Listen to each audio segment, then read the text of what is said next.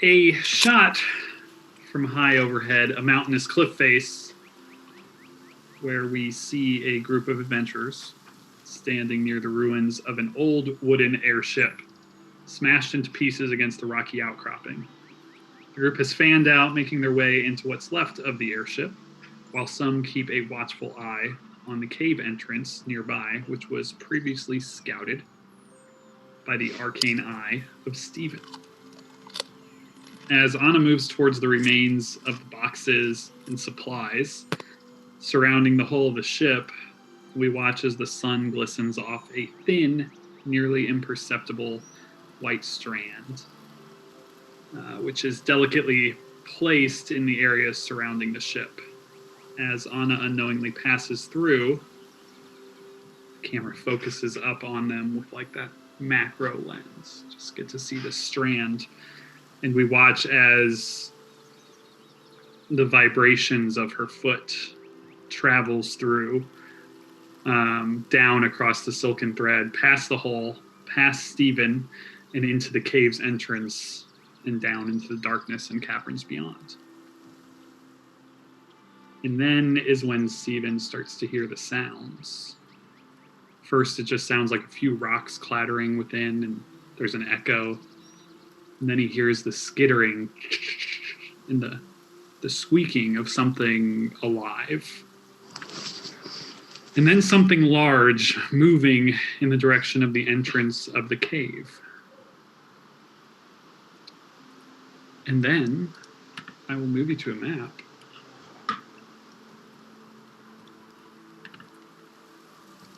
And we get to just start off strong.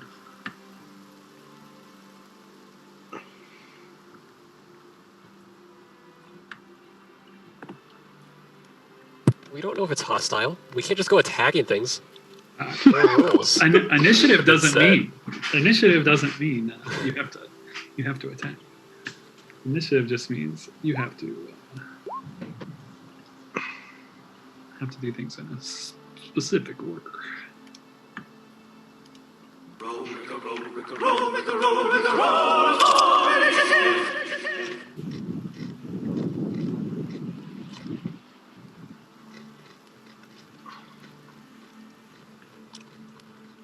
I did not figure out what was going on with the map, so Anna might have X-ray vision still. No idea. Who's this thing?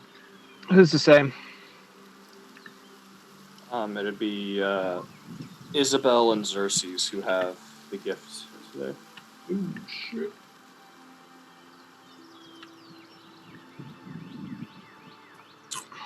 Do I use it every time, or is it just like a one-off?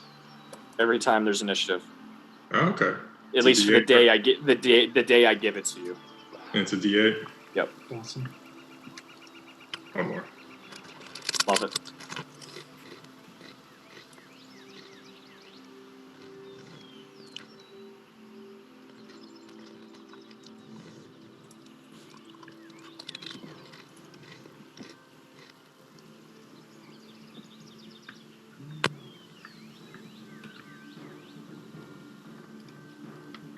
Don't mind me.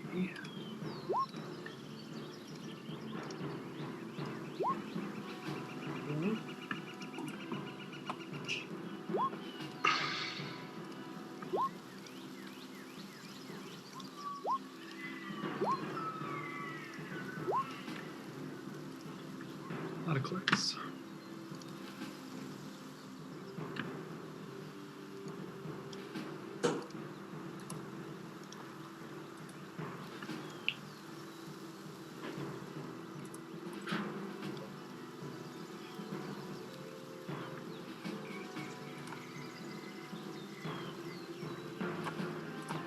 Michael, any chance I can pitch something and you just swat it down?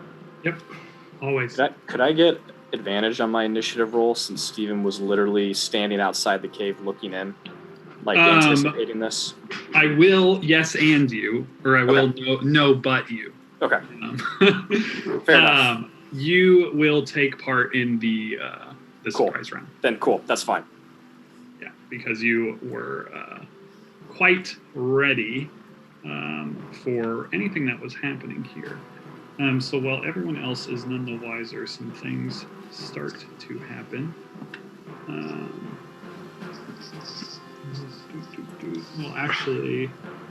We will actually end up on your turn now, Stephen. Your turn of the surprise round. And I can still only hear, but not see. Correct? Yeah. As far as what you can see, I would say like I can't be 100% sure what your token can see, as I have learned. But yeah, you can just see into the cave. Okay, cool. Then Stephen will call out to everyone that spiders are, or he'll say something's coming. And then he is going to. How high is the ship? Like, how high above me is Anna? She's not really that high above you. You can basically move through anywhere that you can see. It's more just like smashed and run into the ground. You just have to like jump over something that's like ankle height or whatever. Like, gotcha. Don't think of anything as like big walls or anything at this point. So I can there's some areas that maybe are a little like out and wonk, but as far as for combat goes and anything like that, you can move very just straight freely. back. Cool. Yeah. All right, then Stephen will move straight back then, and he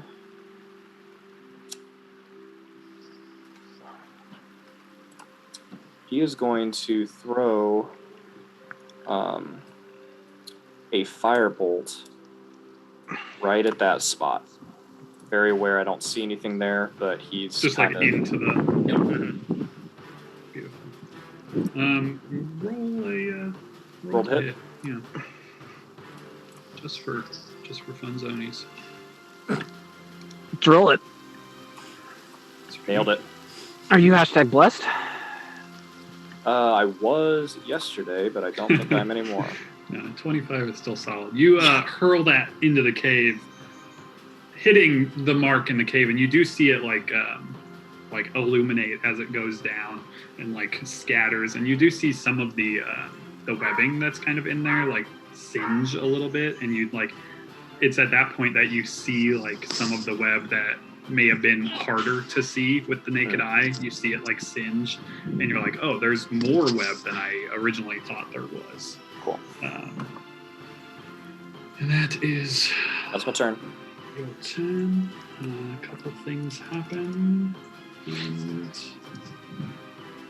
then we will get to the top of the round, which is here.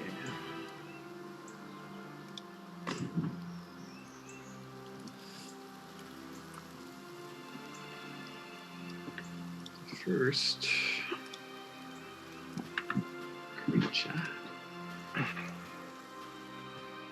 What it's worth, Michael, can you add the D8s that Croft and I Oh, rolled yeah. to the initiative? I added mine in. I didn't even know you could do that. Yeah. Can you You can cheat? change your own alone. Like if you click on your I didn't know you could do that either. That's awesome. initiative roll in the turn order, you can change your own. Dope. We're gonna have a lot more crits magically popping up.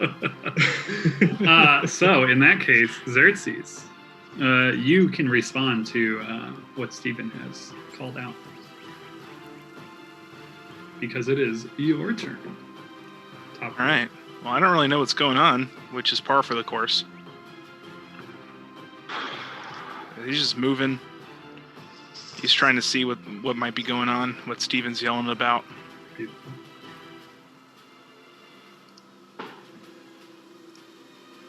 All right. So, back to this guy's turn. Can just do this. Get right to there. Where some of you may see that kind of rearing its ugly head, a very, very big spider that I might have just given it. Oh, I did. He actually has 10 more feet of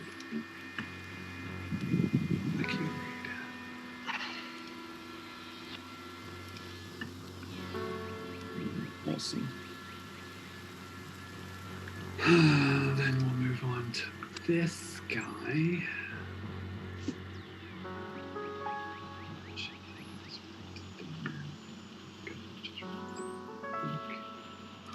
Sorry, GM layer things.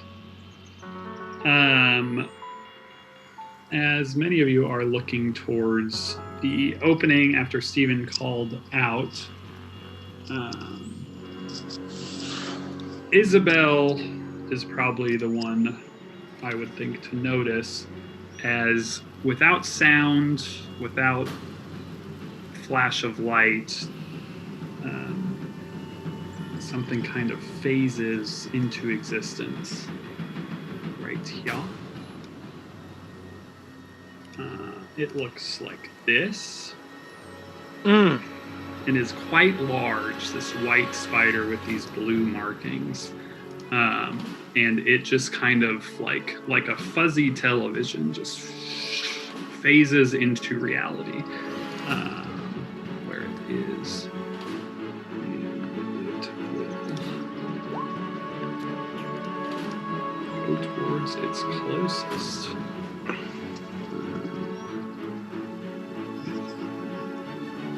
Little move speed.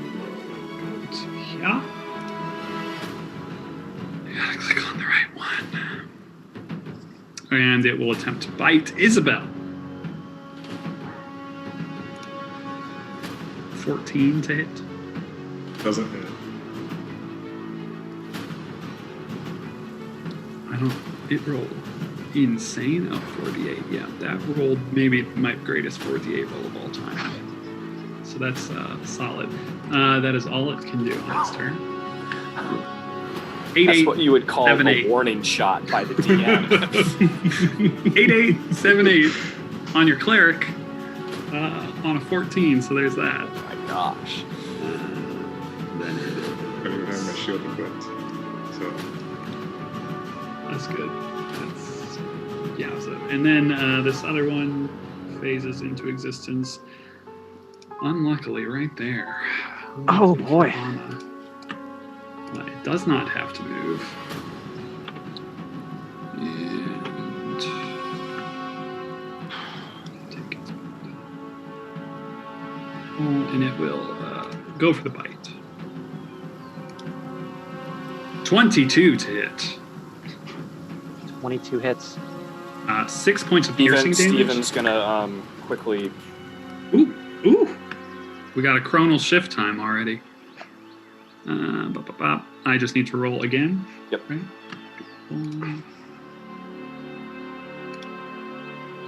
How's an 18?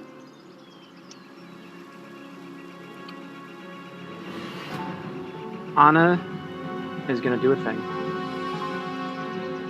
Beautiful. Nice. Yeah. Ooh, doggy. So for some of you, you've only seen Steven do something like this before. And you do see Steven react and the time kind of warp out. But then you also see Anna like throwing up her arm and this magical arcane barrier kind of appears. And that'll miss. So its claw or its teeth just kind of hit on that, whatever you call those pincer things.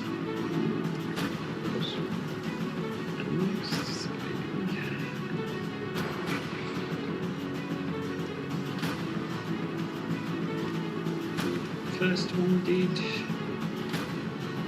only be able to get to Clavis.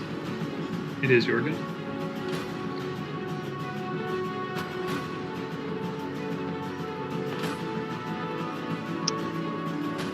I am going to sprint to there. Bonus action. Call the shadow 30 feet to my east.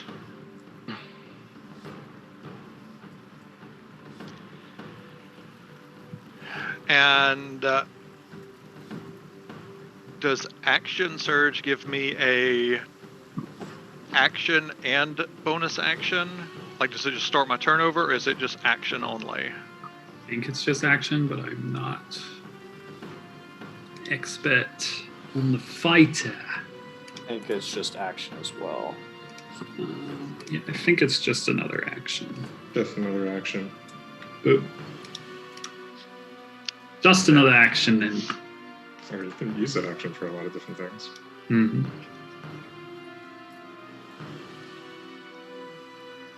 I don't know that there's anything I can do. So I will look at Colt and tell him to do something. Which he will do. Let's see what he's. Yeah, okay. So he's got a decent view on these boys coming out. Get a bit of a better shot. And he's going to fire the short bow twice at the first guy to come out of the cave. Oh, yeah! What up? What up, Colt says. First blood. As, you know, 2 shots rip into this thing as I need to restart the sandbox real quick because it didn't put the bloodied sign on it. That means that it is broken.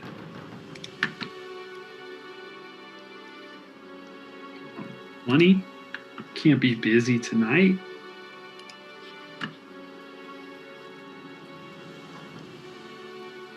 This creature is bloodied. We'll see if the sandbox is working. That's all Colt's going to do. Isabel, it is your go. Isabel's going to equip her shield. Seems like a decent plan when one of these things crawls up into your face, appearing out of nowhere. Yeah.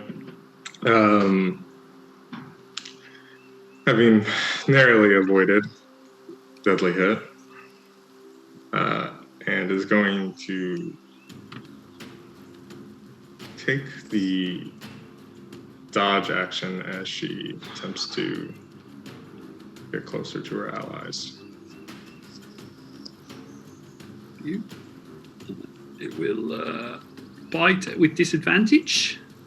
Yes. Okay.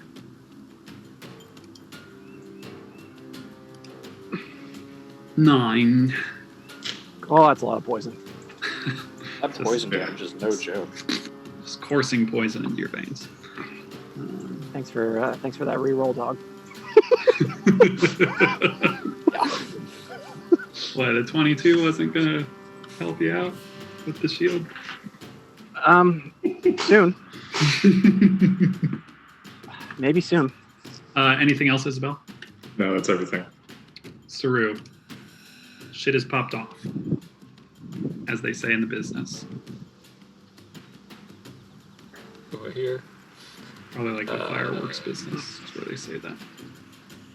If only we had more fireworks. And he's gonna yell at the first spider to just go ahead and crawl back in his hole. Wisdom save. 8. No. Wonder why that rolled a disadvantage. So I'll have to fix that.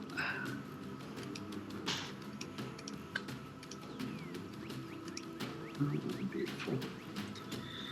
Alright, so it takes 7 points of psychic. It does not like that very much. And it has disadvantage on its next attack roll. Yep. Anything else, Saru? That is it.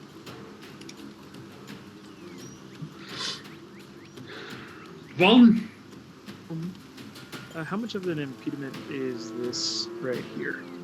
You can, around it? yeah, you can. No, you can treat it as none for this fight. There's nothing that's impeding your movement, unless you're getting somewhere like over in the bow of the ship area, which I don't foresee happening.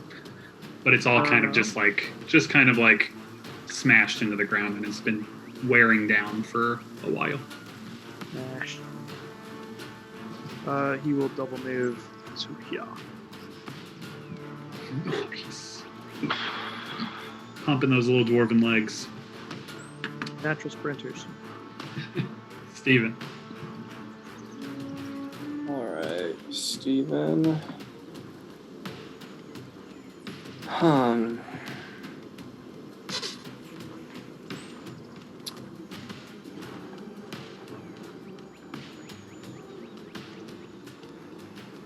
Steven is going to force the spider right next to Anna to make a Constitution saving throw. It will do that. That's a 4. Not good. It is Not great, Bob. frozen in time. Need a little like stopwatch. Yeah. We'll go, Man, you've got some crazy powers. we'll go purple for now. I can barely see that. We'll go orange. All right, so it's basically what? Stunned for its turn. It is stunned until the end Capacity. of its Speed is next turn, I believe. Great. Or if someone attacks it. Awesome. So And it's kind of stuck there in the time. Yep. Frozen in stasis. And Steven's going to move back a little ways. Lovely. Do I know how your Yes, stuff works? you've seen it work. Cool. We did it in the cave. Oh, that's right. That's right. And it's also visible too, like it is a visible field of energy just surrounding it. Awesome. Steven, if you're really worried, Steven will shout, leave him. Leave him. You're right. I've forgotten. We've seen this before. All right. That's all I got. It is the next phase spider's turns, and you guys couldn't have moved better, I would say. Let me just visible that guy. Oh my gosh. Literally couldn't have. I didn't even have to move the creature. You moved right to him. Phases into existence. Now has to decide who he wants to attack. That's an Isabel. That's disadvantage. Here comes the bite at disadvantage. 12s. 12s. And it will stay right where it is. This spider will enter the playing field as well. But his buddies are all in his way. He can't get anywhere.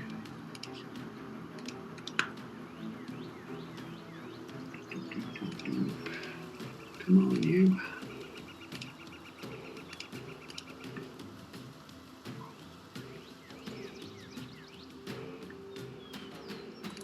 Alrighty then, it is Anna's go. All right. Anna's gonna do a thing. Anna's gonna do a thing! Yeah. My word. Alright. A thing Anna will do.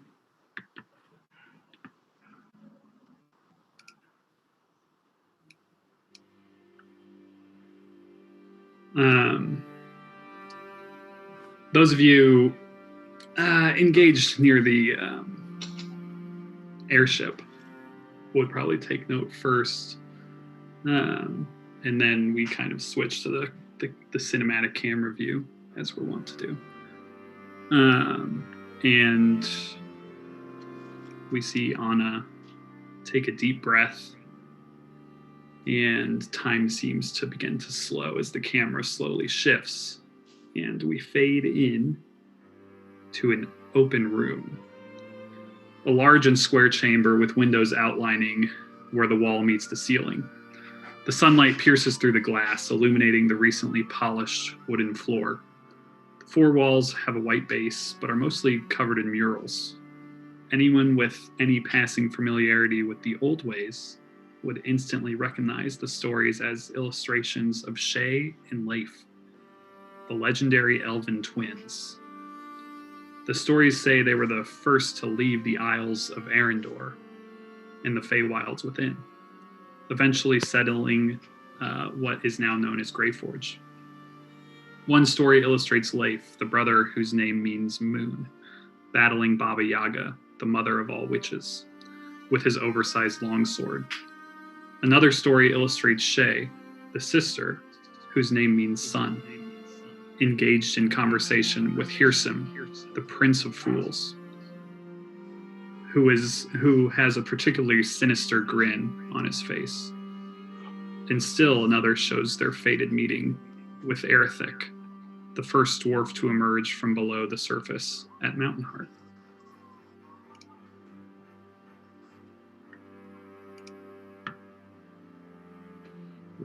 We might need some mutes if I'm echoing.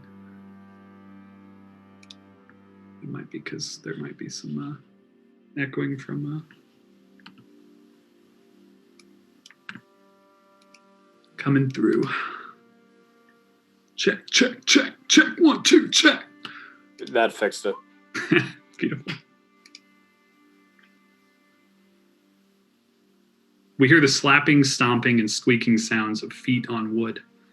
We hear the whistling, whipping sound of wood slicing through air, occasionally followed by the thwap of wood striking against wood.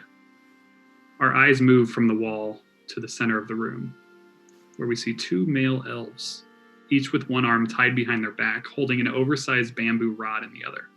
The sweat glistening off their brow and increasingly deep breathing illustrate how seriously they are taking this sparring session. One of the elves appears strikingly beautiful, even for an elf. With well-toned muscles and long, almost white blonde hair tied back in a ponytail. He appears in the prime of his life, which makes it difficult to tell whether he's 75 or 300 years old. The other combatant is lanky, around a head taller than the other, but at least 50 pounds lighter. His hair is cut close to his head, exposing his pointed ears and baby face. He is unmistakably a teenager, having grown vertically before the rest of his body could catch up. As we keep watching the sparring session, we start to notice peculiarities about how they fight. This is not as delicate as fencing, nor is it as brutal hand-to-hand combat that most warriors are trained in. It looks like a competitive dance. The older elf takes a swing at the younger elf's chest, but the younger elf leans, bending his back at an almost impossibly flat angle, while keeping his knees bent and his feet firmly planted on the ground. The younger elf then swings his own bamboo stick at the other elf's kneecaps, trying to capitalize on his opponent's aggressiveness. But the older elf pushes himself off his planted left foot and back up in the air, spinning his body 360 degrees while lifting his leg up into the air and letting the stick whiz inches under his foot. As soon as the older elf lands on his feet, he slashes his right arm across his body, going for his opponent's exposed right shoulder.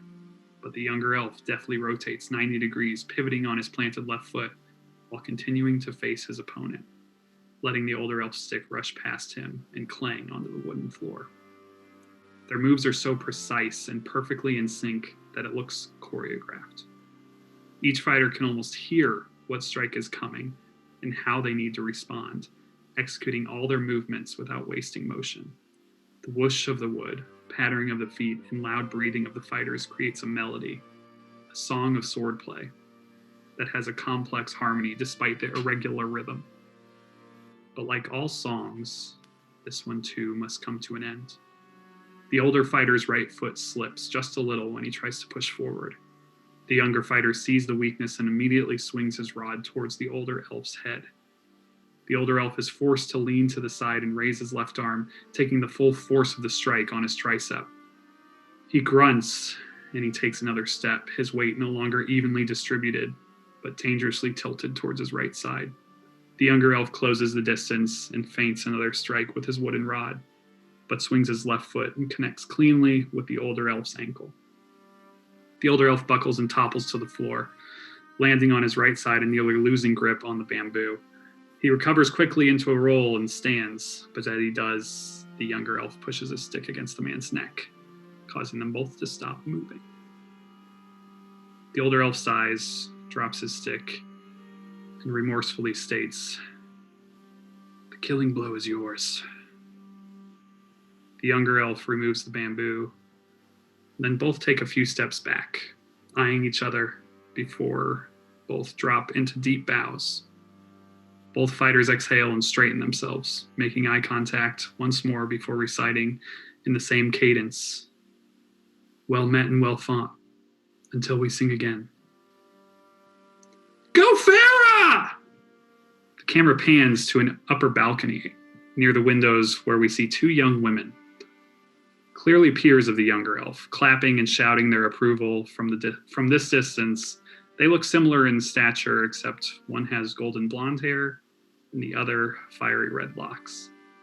Their cheering is quickly silenced by pulsing, loud claps coming from the corner of the room. The camera pans back to the wooden floor and we see the source of the condescending claps. An elven man sauntering slowly toward the two fighters. He is dressed in green, coiled plate and has a blade longer than his body sheathed on his back. The two fighters scramble to stand next to each other and at attention, facing the man with expressionless faces. The man in plate stops clapping when he is 5 feet away from the sparring partners. If you only saw his outline, you would think he was an orc or stone golem. Tall, broad-shouldered, and almost square in stature. He looks like he belongs at a bare-buckle boxing match, but his steps are silent on the wood floor, and he moves with an undeniable lightness, which only makes his hulking figure even more exaggerated. He eyes both fighters intensely, like a man inspecting prized livestock, before eventually locking eyes with the older elf, who immediately bows again. Tamir, Tamir. Losing to a child with nearly a century less training than you. Tamir winced at the plated man's words, eyes focusing on the floor. The imposing man continued berating the losing fighter. Your father told me you needed some work.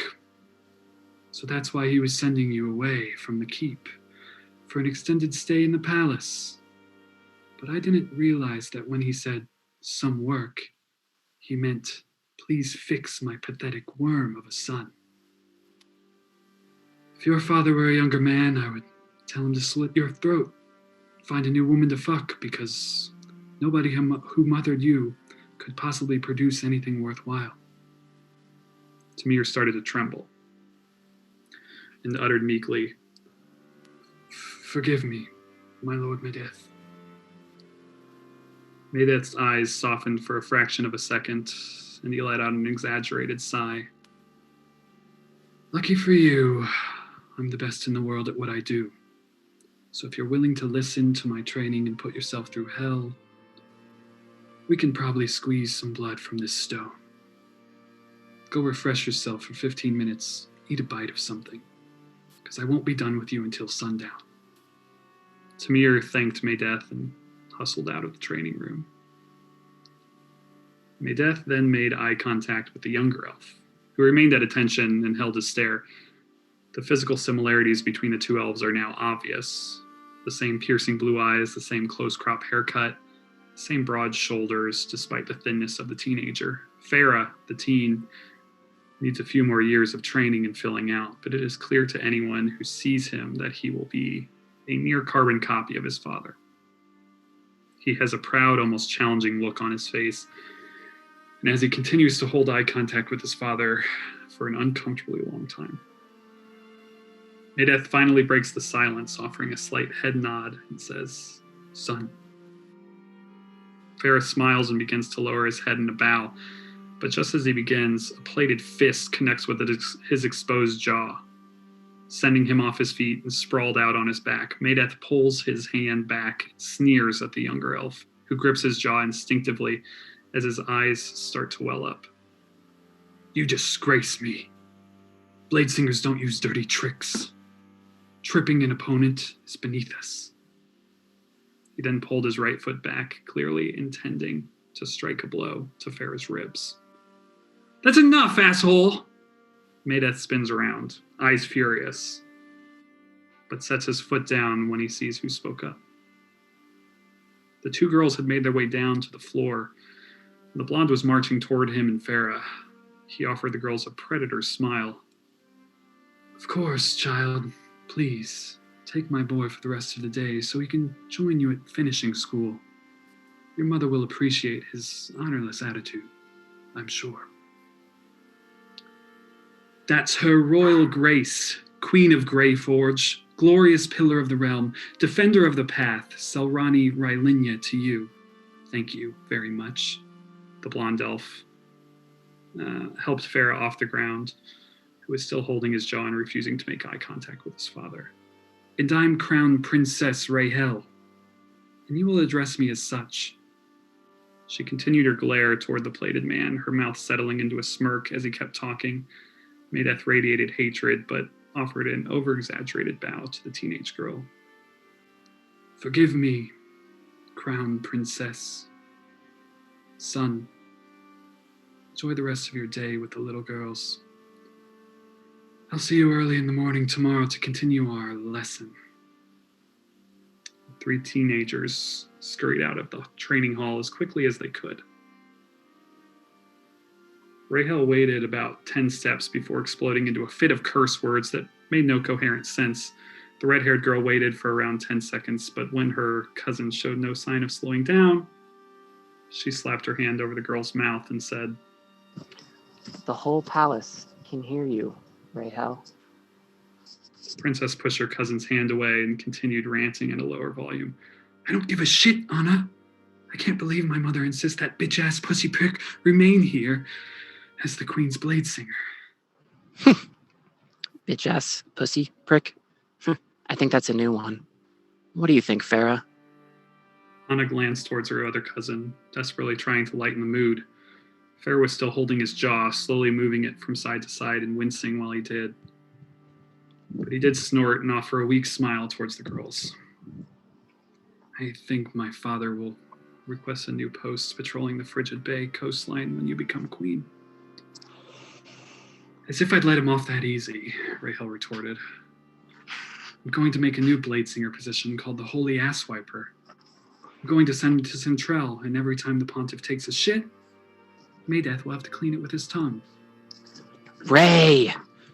Anna hissed at her cousin, but she had already made a circle with her hand and started running her tongue along her fingers before she burst out laughing. Even Farah had to chuckle at that, but quickly winced and started rubbing his jaw again. The 3 of them kept walking. Rahel continued to laugh to herself when Anna abruptly stopped and turned to Farah. Why do you keep training with your father? Why do you want to be a blade singer so bad that you keep subjecting yourself to him? You could ask Aunt Selrani to make an exception for you. She always says that you're too smart to spend a lifetime living on the edge of the forest in a dilapidated shack. She would probably let you start working under my father if you just wanted to keep fighting in the military. Farah looked at Anna and offered her a sincere smile, the first she had seen in a while, but then shook his head back and forth.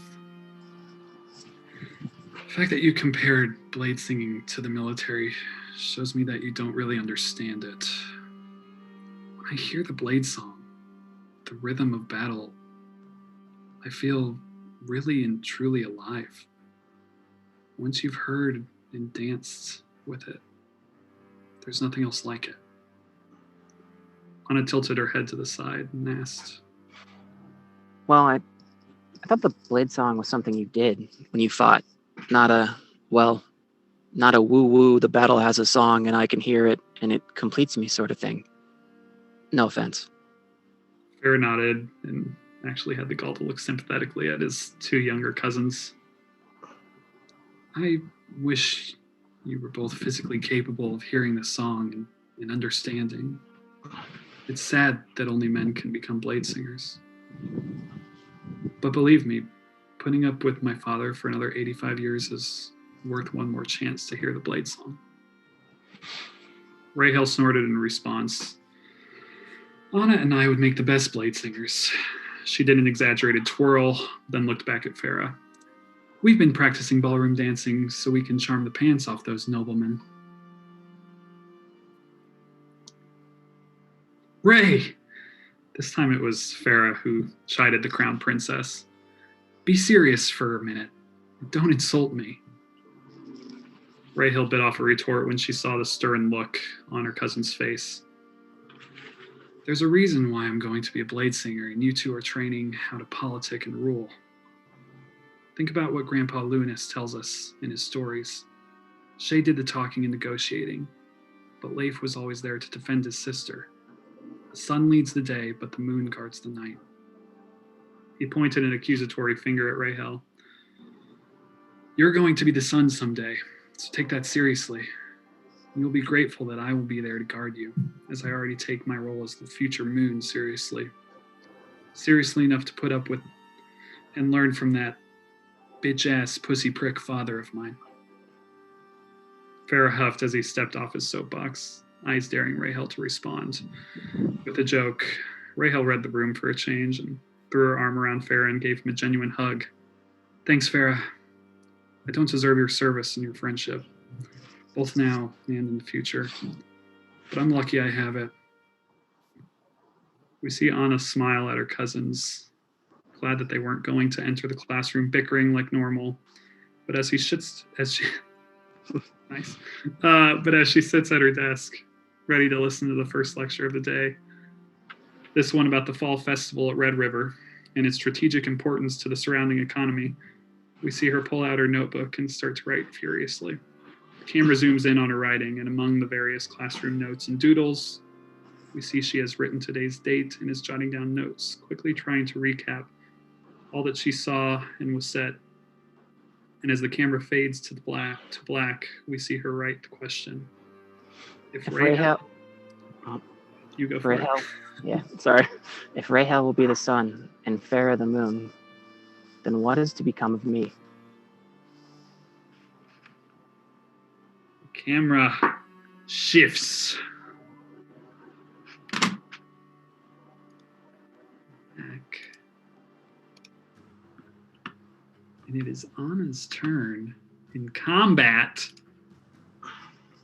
So Anna, What she Nate, did. I was literally just typing that joke.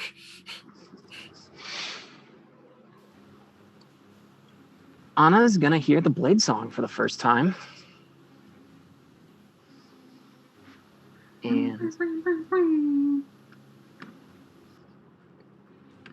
activate it with her bonus action, mechanically speaking. Mechanically speaking, of course. Move over here and strike twice with the Talir at advantage.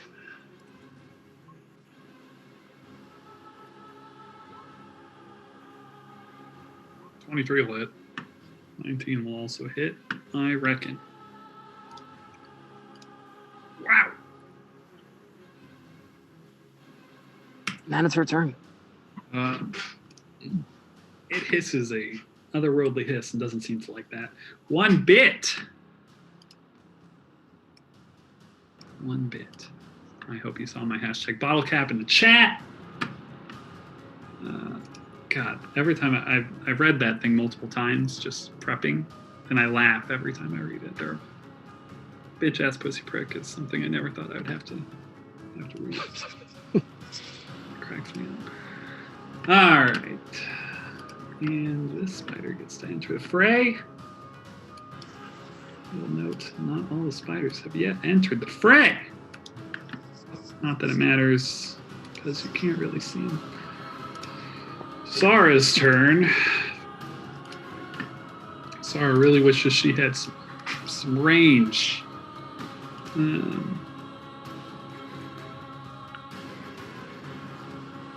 think she's gonna dash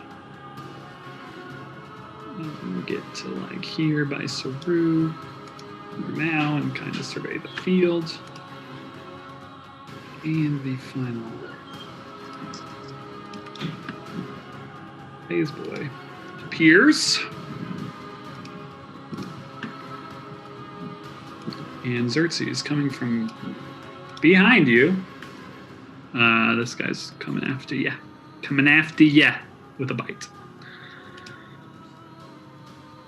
It is a 19, because that is not a disadvantage. That will hit, of course. Oh, I have to make a. I meant to make a. Yeah. It was. Or no, it wasn't. 6 points piercing. Hold on. Got a reaction? Nate, are you dodging or... Because wouldn't that surprise you? Or no? He can't dodge unless it's his turn. Correct. Then I'm using cutting Nice. words. Love it. All right. So it has disadvantage on this? Nope. Roll it. Bardic Oh, no. inspiration. Yeah, nice. You roll a d6 and subtract it from the roll. Beautiful. Aren't your bardic inspirations D8 now? Oh, it might be D8. Or Yeah, a it probably D8, is. I don't know. I don't remember. All right. Makes a big difference. Somebody It might need to be with my squishiness. I think it is D8. Yeah. Sounds right. Hit me with a D8.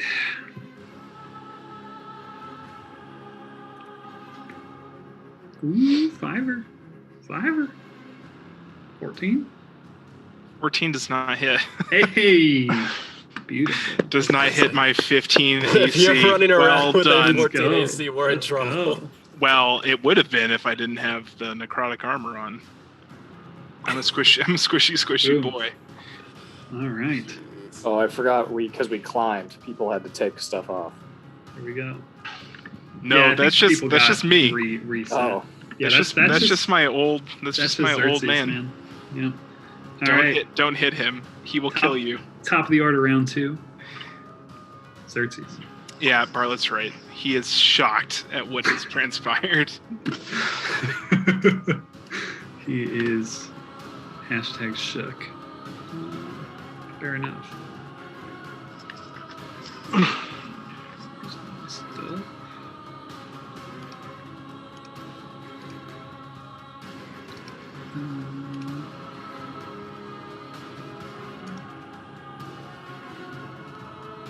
Let me roll that. Yay. Roll the right one. And he is only at disadvantage for that first attack, right? Yeah. So he shouldn't be anymore. Okay. 8. Think you're good there. Yeah. The main problem is where do I go? Yeah, there's so many options, you know? Where to go? Should I run closer to one of the other bad guys? Drink a Leaving Red this- Bull. Can I this run guy on the around island? him? That actually wouldn't probably make sense. Yeah, you can run wherever you want. You avoided him. All right, we'll say that he did a barrel roll. Nice. Proceed our toys. Barrel roll. I've been meaning to add Yeah, that sound drop for like a month now. Really would be a good disappointed one. myself. That would be a good one.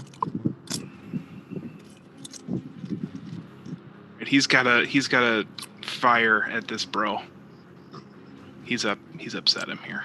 I mean, seems fair. 19 will hit. Oh, yeah. Oh, boy.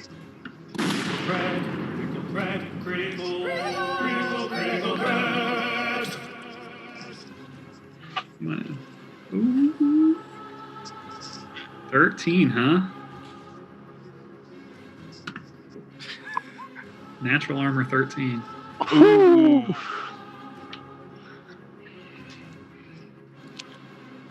Ooh, fun. We haven't had that one, I don't think. So you have a 6 for the first one, or I guess roll 2. Oh, it was a 3 on that first one. So roll 2. Just roll 2d10, and we'll see which one we take.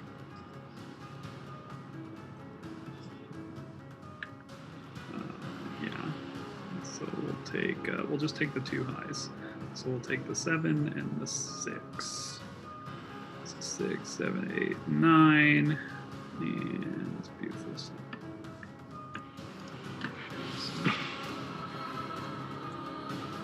And he is now bloodied as well. Xerxes looks like a little bit ragged, like what is happening, and a little bit afraid that another one's going to come out of nowhere. Yeah, it seems to just be appearing. This one's turn. We'll move here Attacking the shadow at disadvantage. I don't know if that counts for his disadvantage strike. I guess it's his first attack. Yeah. Boom. So here comes his. Oh man. Let's see. Wow. This is a good one for him to be wasting. It will roll it.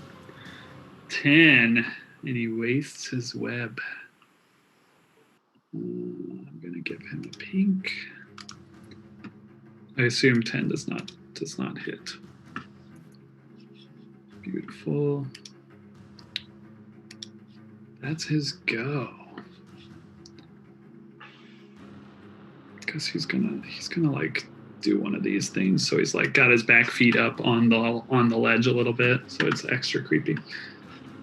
All right. Top phase spider engaged with our dwarven friend will just try to bite him. So here's a bite. It's fallen. 24 to hit. That will hit. 3 points piercing and a Constitution saving throw. This is a +1 to the save. +3 to the save. +1, so plus. Well, that doesn't matter. That'll Sorry, save. DC 11. Nice. Yep, DC 11. So you'll take half damage. And he's got resistance on the poison. Beautiful. Yeah, that's dwarven. So you'll take quarter damage for the poison. And then it phases out of existence. As a bonus action. Pussy ass prick. This one, does it get to save? It just is frozen. I love it. End of the next It's turn. just frozen. Frozen. Until, Awesome. This is what I should have used. Don't I have like a stop sign? Yeah, perfect. It froze. It's until the end of my turn. So. Yeah. Oh, nice. So when I go, it'll be like it'll be able to take to reactions react after. and Yeah, but until then it's stuck. Love it. This one shall come out. And it's gonna try to bite. He's actually gonna try to web. He's gonna try to web old Shadow.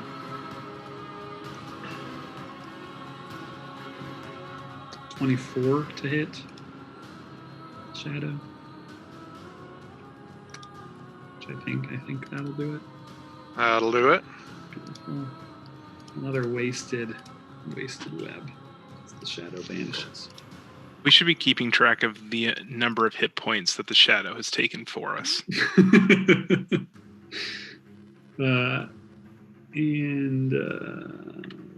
move?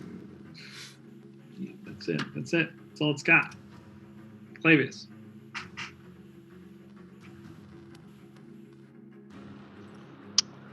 All right.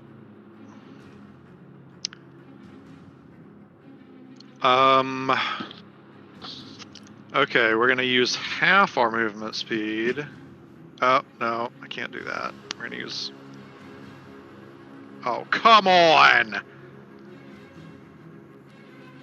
Colt is gonna have to hurry up with that tattoo. I can't live like this any longer. I will move here and call the shadow right in between these two to the right. We'll start with an attack to the southern one. Nice. 9. 9 does not hit. Well, then we will do it again. 21 will hit. 10 points. Killing the beast with a horrible hiss as it does that thing that when spiders curl up their legs. Didn't seem to like that very much. Anything else, Clavius? No. That's all for now. Bolt seeing this new guy here is going to shoot at him with 2 short bow, hitting on both. 17 points of damage. Cold. Just freaking. Look at that little guy. Just nailing him. He's going to stay right there next to his gun token friend, Isabel.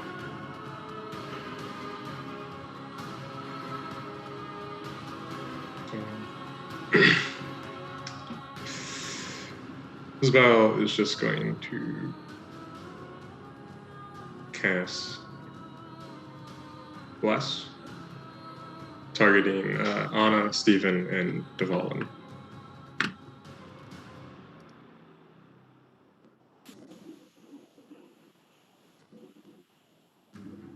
Hashtag blessed. And that's it. Saru.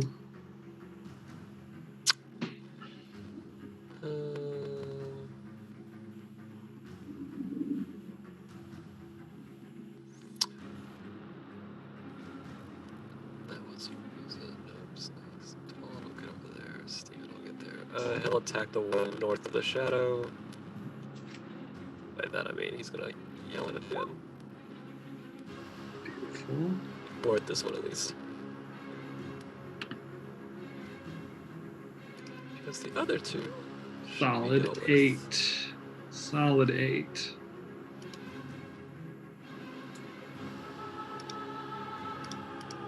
Beautiful. Anything That'll else, Saru? Vaughn. Vaughn will move here. Is he getting advantage? Yep. Nash. Swinging once. 12 points. That'll hit. Swinging twice. I told you didn't have to swing the second time. Because the creature is already dead. Would that change your second thing that you did there? No. It won't. We can't do anything else. Beautiful. Steven.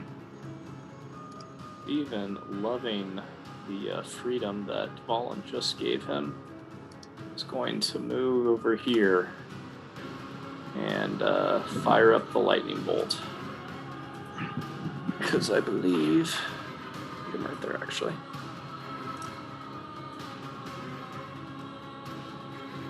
That gets all 3.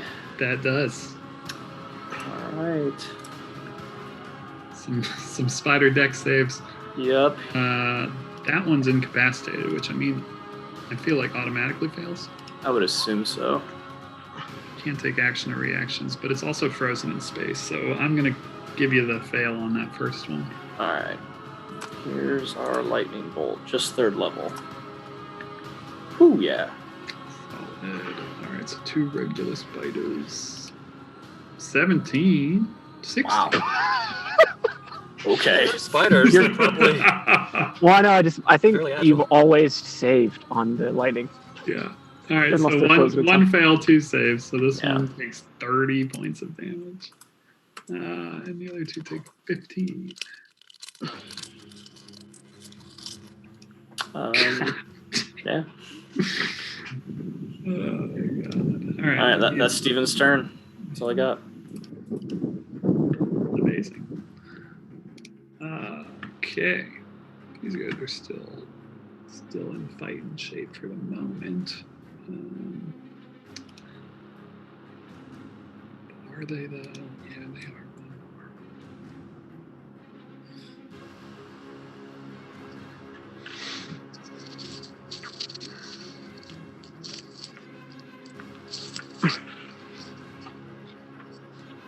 What's my distance?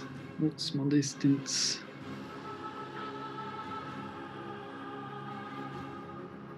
Yeah, just doesn't make sense. Attacking the shadow. 15 to hit. Nope. Beautiful. Anna. Anna will step here, within 10 feet of the phase spider. We'll swing the Talir.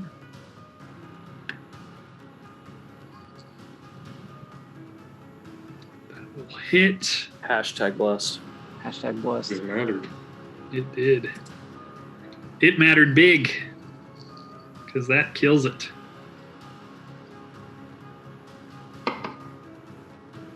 Taking advantage of an extra movement. Anna's going to move here and swing the Talir at that one. That'll definitely. 10 more points. That one is regretting coming out of the cave. Big time. This one will come to the cave's entrance and shoot a web at Anna, where she is now in its range. Yeah. Don't think 13's gonna do it. Nope. I don't think 13's even close enough for you to do something like cool and blade singer. Just doesn't even hit you. Doesn't even get close. It's not happy. Sarah feels like she's made the right decision, but she's feeling a little brave. Just a little bit. A little brave. Gonna just do a little hop in there and try and do some poaching. 2 short sword attacks. 14 does hit the giant spider. 16. 10 points of damage total.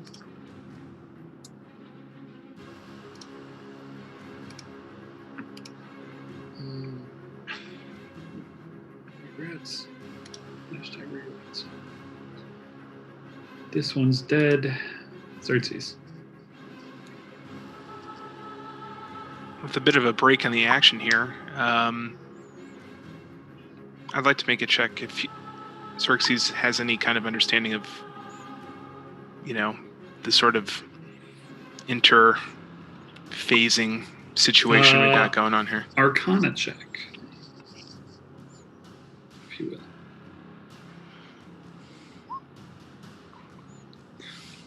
Yeah, so Xerxes is kind of attuned to the fact that there's something planar definitely happening here. And they're either in his past hearing about it or reading about it, or maybe even hearing about these kind of specific types of beings that can do this. But his best guess is that they are like using one of the transitive planes, the ethereal plane most likely, and kind of just like being able to transfer themselves from one plane to the other without like just on decision, basically. Able to kind of easily move through the planes, and that's probably what's happening. So it's likely not gone, it's just likely moving through another plane to get a better opportunity against something else. Gotcha. Then he'll call out to everyone to just keep their guard up for a reappearing spider, which Dvalin was probably all over anyway. And I'll shoot at the one next to Sarah.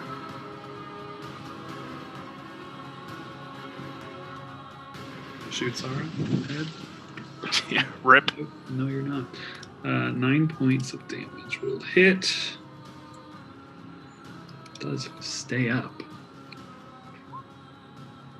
Hey! It's like that, y'all. Like that. It does get to stay up. But not a misfire. Not a misfire. Right. This one's 10.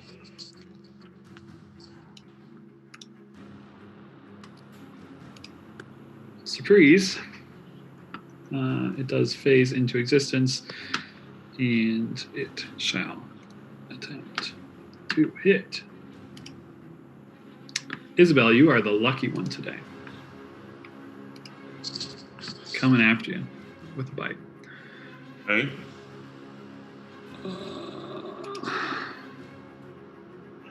How do you like them 11s? I like them. Can't do anything yet. That one's dead. Oh, I didn't. Failed to mention, we did hit top of the order. I didn't realize. So, if something happens that I... Passive perception 10s. Sorry, Nick. Everyone with That Vaughn? might be everyone with Vaughn. Passive 10. You all feel like a quick and sudden, but fairly subtle vibration. Almost like what you might presume is like a small earthquake, or what you may, feel like is like what an earthquake might feel like. It's hard to focus on much else as you're kind of in combat with these spiders, kind of dispatching them. So it's hard to focus on much else than that, because look at these things, they're horrifying. But it's definitely something you take note of. Some of you may even see a few small rocks, like as you kind of glance around, dislodge from the cliff face and just kind of scatter down. But that's it. Xerxes, if your passive, which it is above 10, and you'd like to make any types of checks on that would have happened right before your turn, technically. He was more focused on wrecking his brain on the spiders there. So. Anyway, beautiful. Yeah. He may think that's just his bones creaking. Just those old bones. This one's going to attack at disadvantage against Sarah. With a bite. 10 does not hit. It will roll to recharge its web, even though I don't think it really needs to. It does get the recharge, but I don't think it's going to matter. Clavius. So first thing, Shadow's gonna step one square to the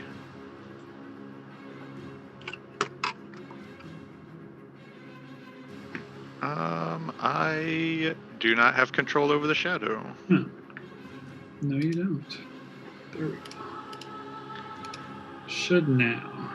He will step one square to the southeast. Is there any reaction that happens? Yes, that one will attack the shadow. For a second, I thought mechanically, you lost control of the shadow. I was like, Critical failure. It is unnamed. So Clavius is going to do the thing he wished he would have remembered to do last week. And he's going to, with both hands, pull his warhammer up over his shoulder as he's looking to the southeast. And he's going to turn over his left shoulder and look at Colt. And as he would if he were storming the Black Gates itself, will whisper, "For Roscoe." And we'll swap with the shadow. And use... Hold on. If Colt had any bottle caps, he would definitely be using them against you here. Yeah. Move one more square. We'll see if Colt's shaken on the next turn, or if he's excited and ready. That will provoke.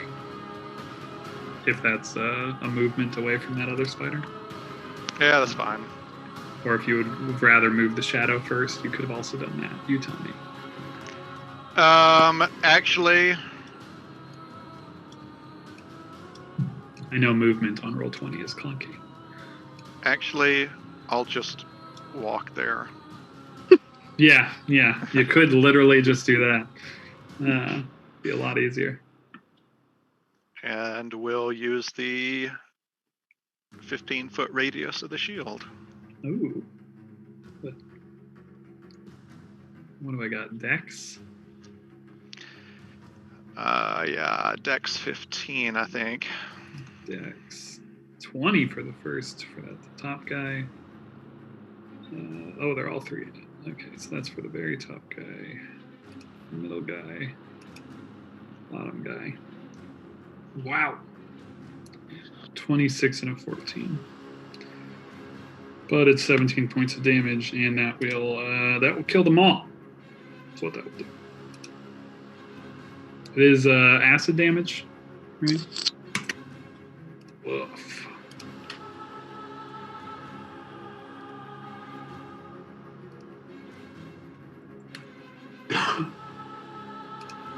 Beaut.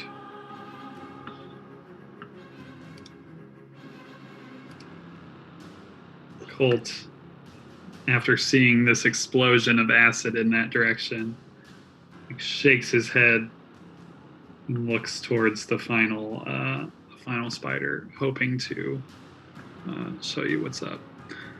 And 2 short bow attacks. Critical threat. Critical threat, Colt! Named character! See if he confirms. We have to keep Colt. We have to keep Colt around so he just absorbs all your good rolls. I finally get to click a button. Additional die. Oh man! All right. So what's his die? It's D6. Additional D6. Nice job, Colt. A 6 on a D6. Look at this guy. Look at this guy. 12 points of damage. You kidding me? It's only his first attack. Don't compare him to Roscoe. You get what you get. Get what you get. I'm not even upset. I'm killing my own creatures. 16 will also hit. 4 points of damage. Nice job, Colt. He spits on the ground, saying Roscoe's name to himself. Isabel. Can Isabel try and read into the quake? She can. Roll a Nature. Okay. Or Perception if you want. It's up to you. Nature. All right. So Isabel kind of thinking about all this, like, first thought is like, okay, if there was like a volcano here or something, like that would make more sense, like tremor. But you are pretty aware there's no volcanoes around here, as far as you're aware. It's possible it could be an earthquake. Though from what you felt, you kind of think unlikely with that roll. Your immediate head goes to rockfall from above or landslide that you need to be looking out for. But yeah, you're leaning more towards this isn't a natural occurrence of the earth. This isn't an earthquake. Something caused that, is what you are leaning towards with that 20. Okay. Yeah, that's kind of Isabel will move behind the spider to create a flanking option for the ball if the thing stays there. Nice. And we'll shout out to the people. I don't think that quake was natural. And that'll be all.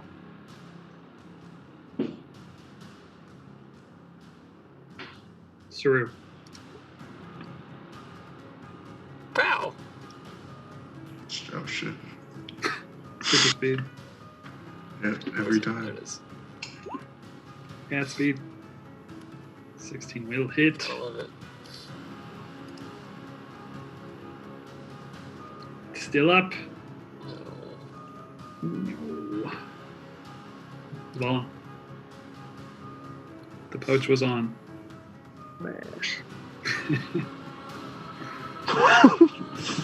Okay, Can Steven get the poach? You have a D4. Sorry, I whispered it to the GM. It did roll.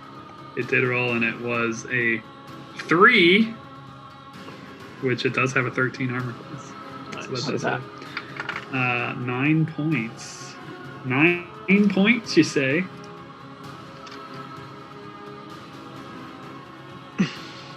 Eight hit points remain on the spider after Saru's hit. Attaboy, short stack! Anything else you would like to do on your turn, Paul? Steven, it is your go, and as far as you can tell on the field, the foes have been defeated, though. Yeah, so These phase spiders did come from nowhere. yeah, and based on all that Steven saw in the scouting sesh, and based on what Isabel's comment lined up with what Steven was thinking, can I do either a perception or maybe it's nature of Steven thinks that these might have been children that we were fighting, and he is he's worried there's mobs about to bust in here. That would be a Nate. Nate? Yeah. I thought you meant literal. And I was like, what? What? 13. Yeah, that theory is about as far as you can't necessarily confirm or deny with a 13. You definitely, it's a good theory as far as you're concerned. And I'm guessing it's not like that rumbling came from a specific direction. It just felt like it was everywhere. That more so, yeah. You kind of just felt it beneath your feet. You just kind of felt it shake. You couldn't really place it like far off, most likely, just by the kind of like earthquake feel that it had. Okay. Fairly, yeah. Steven will ready in action based on his theory. If he sees that sort of that big spider, come into the fray, beautiful. He's gonna attack. Anna, it is your go.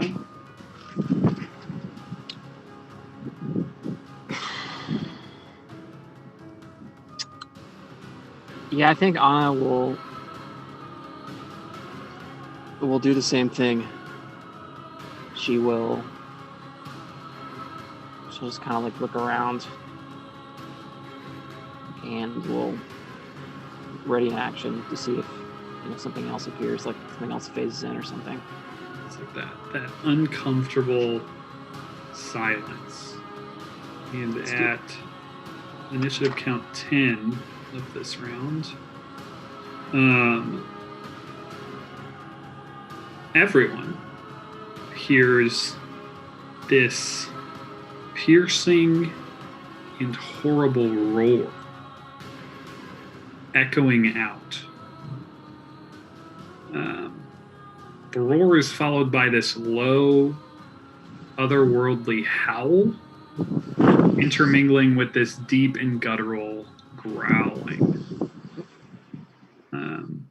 The sounds kind of fall upon you in such a way that you can almost like feel your stomachs drop.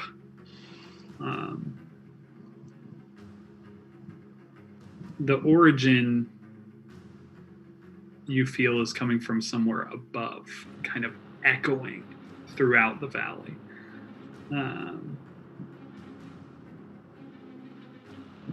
And we'll take a break, and at the start of the next round, we'll see what happens. All right, Nicholas, are you there? Maybe not. Who's to say? I also started this campaign and was like, I'm gonna not multi-class. I have multi-classed every single character. Time to stop multi-classing. Time to run something.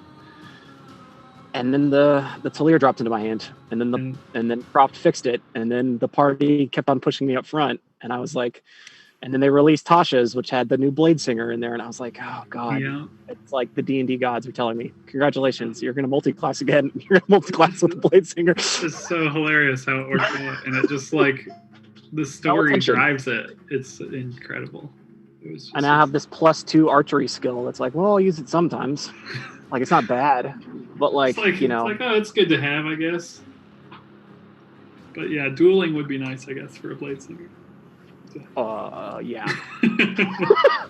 I'm not proud enough to admit that if I had seen this coming, I would have not taken archery at the beginning level and would have been maxed it a little more for. I think in Tasha's you can switch out fighting styles at ability score levels. Maybe you can retrain. Maybe I can retrain. We'll see. I'll have to go look for that. There's also like 100. Nice montage at the hollow. Yeah. Yep. There's also like 100 different fighting styles now in Tasha's. So. Yeah, I need to buy Tasha's. I haven't bought it yet. But yeah, there's a ton in there. You hadn't bought it, guys. Just tell him it's in there. Do whatever you want. Yeah, just tell him it's in there. No one's sick. Yeah, because there's no way to check on the internet. There's not just like ample books everywhere. wikis and scanned, and yeah, it'd be really hard for Michael to be like, I don't think that's right, and I'm just gonna quietly look at a copy of Tasha's PDF and go look for it. Upload your own HTML and call it like D&D Wikiverse, and then write your own stuff up there. It's like, oh, I get Tasha's the Shadow can give tattoos too. And I'll do it for one less gold than Colt. Not bad. It's not bad. Colt's gonna kill Clavius in his sleep. Probably. Gonna coin him. Yeah, that's the next thing that's gonna happen. All right. I mean, he probably would. He'll probably hit better. Colt does hit pretty good. Sarah Put Colt in the tournament. Does much of the same, which will bring it to the next round, where actually a couple more things happen. It just so happens that you all rolled above the initiative point 10, so it's like things are happening quickly. Instead of turns happening in between them. But as quickly as you guys heard that strange roaring, a new sound draws all of your attention. You hear what first sounds like echoes of far-off screams. And at first, it's hard to make out. Any of you that speak Elven probably hear the vocalization and trying to focus on it, but there's something a little different about it. Those of you learned that also speak Elven would probably recognize this as most likely Sylvan that you're hearing. And then you all kind of note the language change.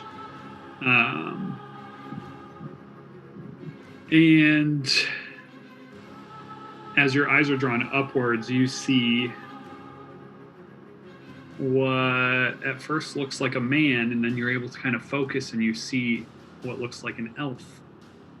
An elf with dark purplish skin and long white hair. And he is screaming in your general direction. And when I say above, the best thing that I can say to remind you of what it looks like is when you were in the sphere and you saw the vampire spawn running down the pillars, the columns, their feet against the pillars, their bodies extended perpendicular to the wall, to the cliff face. And that's how he appears. You see, kind of from your current positions, there's an overhang above you, and you can kind of just see like his shoulders up, and you see him like, and he looks like he is just like moving down towards you guys. And he's yelling, and his face is this like determined face, and like every once in a while he looks back over his shoulder and he's looking up the cliff wall towards the skies above. And it starts to become more clear that he's kind of like trying to get your attention specifically. And you can hear him like hollering, "Run! Quickly! Quickly run into the cave!" And as he kind of comes over an overhang that's 60, somewhere in the 60 to 100 feet above you range, you see him kind of like emerge over this overhang, and his body kind of shifts out. And from his like waist down, the elven man stops, and the I'll just put him on the map so we can, get a little better. He kind of looks like this. If it'll let me click him. A bit like that. The bottom half of him is a spider, a very large spider. And the upper half of him is an elven man. So when he like comes over this overhang and his whole body crawls over, you can see him that he is still running in this like, "Run!" And he looks pretty panicked as he's yelling down to you from above. And that's kind of how the round starts. Xerxes, it is your go.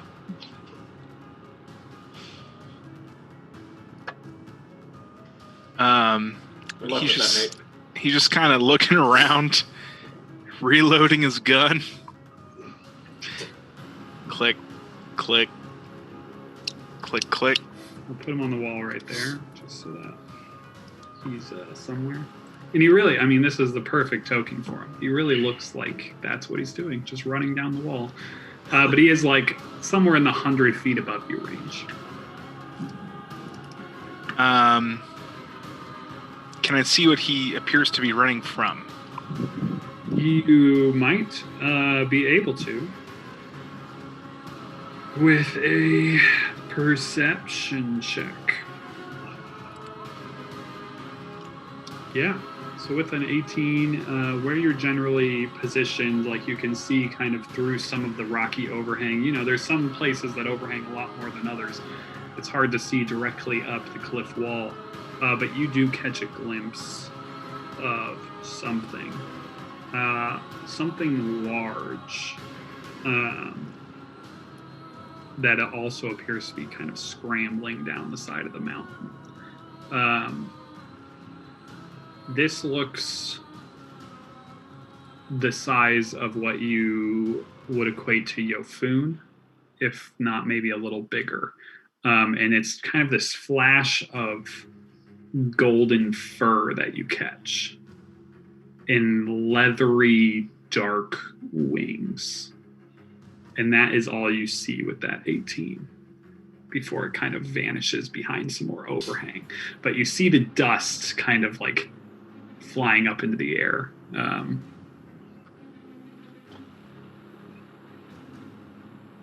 I make a check if I know about spider centaurs?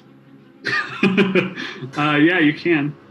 Make your decision, nature or arcana. You'll get different results based on what you... They're both the same. So that means it's up to you.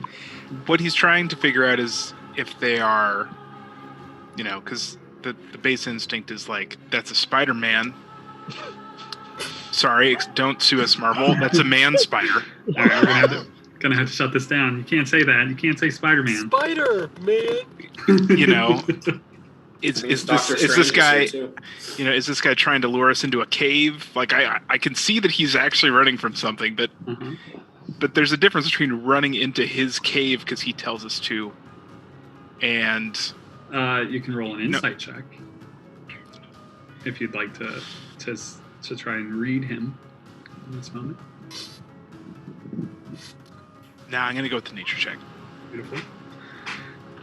Nature check. This is a creature that you have never heard of in your entire life. Like, this is Frankenstein in your brain. Yeah, like, spider centaur. Very weird. This is not. There is nothing in anything you've read, anything you've, and you're pretty damn sure this is not a. I'm confident in my ability. Yeah, you know a decent amount about elves. You know a decent amount about labyrinth elves specifically. You've never heard of anything like this.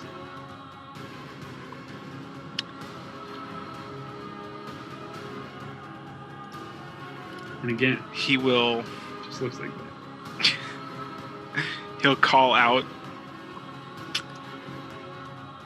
I'm not entirely sure who or what that is, but he is being chased by something rather large.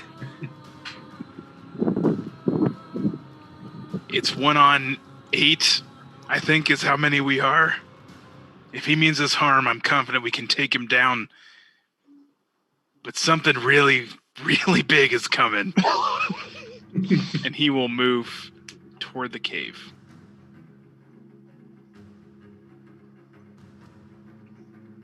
Beautiful. In fact, he probably should dash.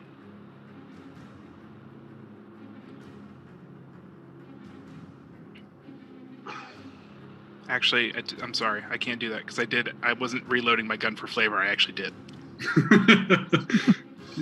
Actually reloading gun. Beautiful. Moving quickly, just focusing on reloading his gun. Doesn't want to drop any of those precious bullets. That will turn to our spider friend's turn, who will descend 60 feet. He is about 30 feet above the floor at this point, and he is making his way diagonally, kind of in the direction of the cave entrance, and you see him looking over all the corpses of these spiders. And checking over the back. He does have a longbow kind of in one hand, and he does have arrows kind of clutched in the other. And he is just kind of full speed dashing towards the cave down this wall. And he's like, "Get in! It's coming! If you want to live, get in the cave!" And that's his turn, as far as he can get. Clavius. Is he still saying all that in Elven? No, he has switched to common. He was calling out in something similar to Elven in the beginning, but he has since switched as he's kind of descended closer. So, Clavius, in all of a sudden life or death solidarity with his pledge brother Colt, is going to hold his action. He's going to move the shadow here. And he's going to yell to Colt, "Time to be a hero, Colt. Grab that power source and get into the cave. I'll cover your back." And is going to wait right there at the cave entrance.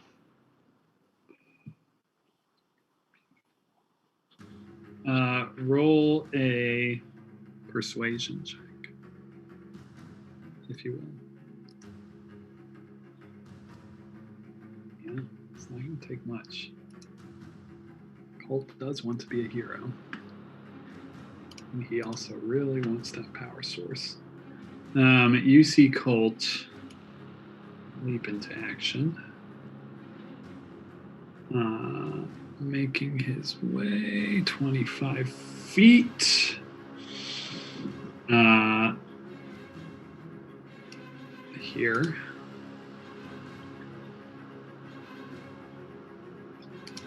And then he will dash kind of hurriedly quickly along and out, kind of over the overhang, using his halfling ability to be kind of small and quick in his movements, and kind of deftly maneuver out over some of this like open floor beneath him as he is looking down thousands of feet onto the valley floor.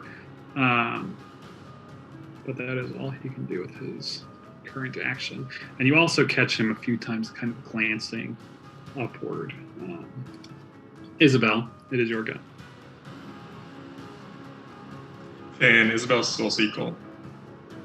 Yes, you can still see. Okay.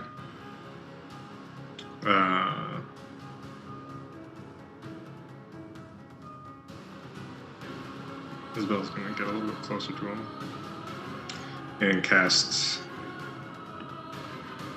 Sanctuary on him. Nice. And then we'll dash to the cave. Awesome.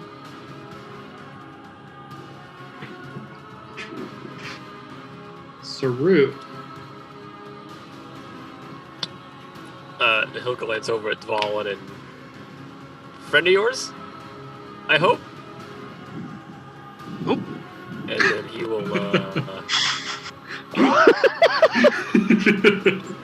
he would go over here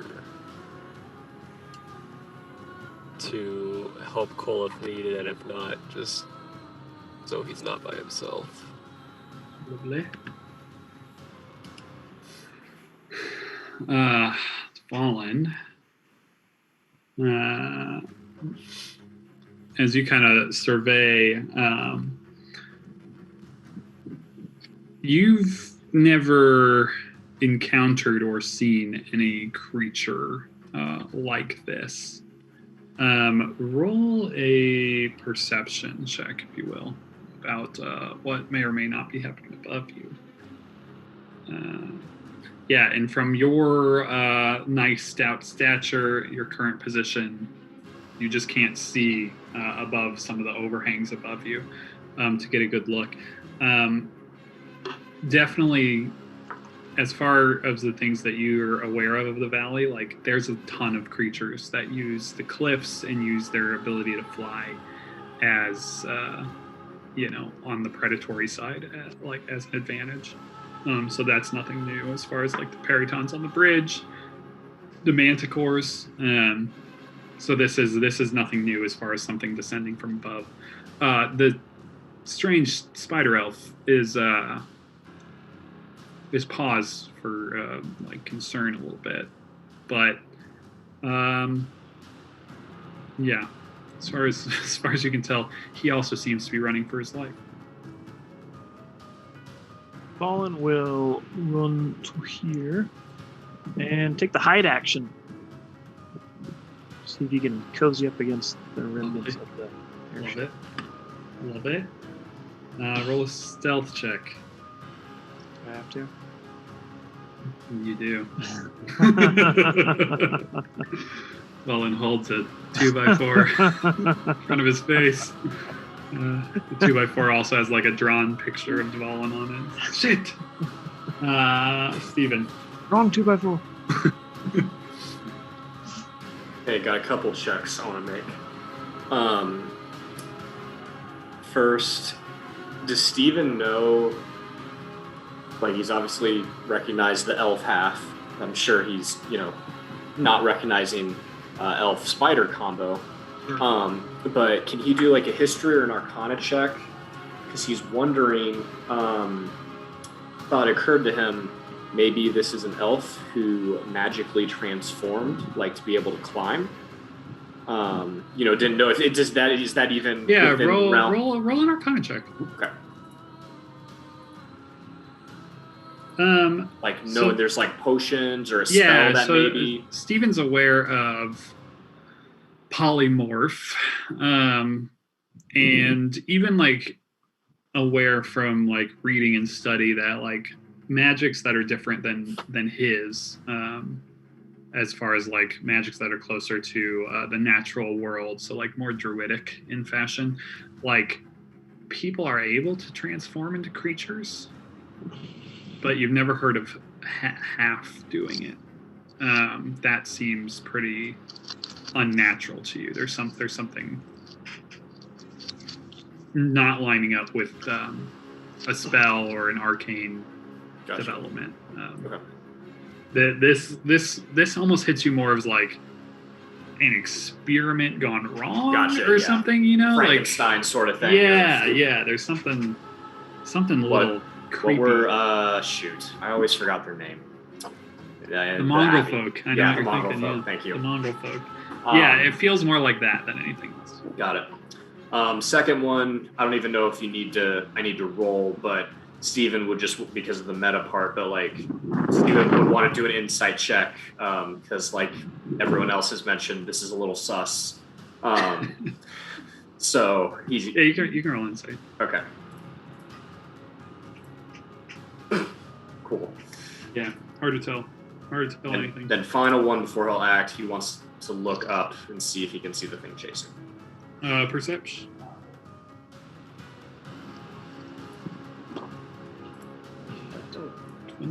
Oh, there we go. Oh, it was delayed.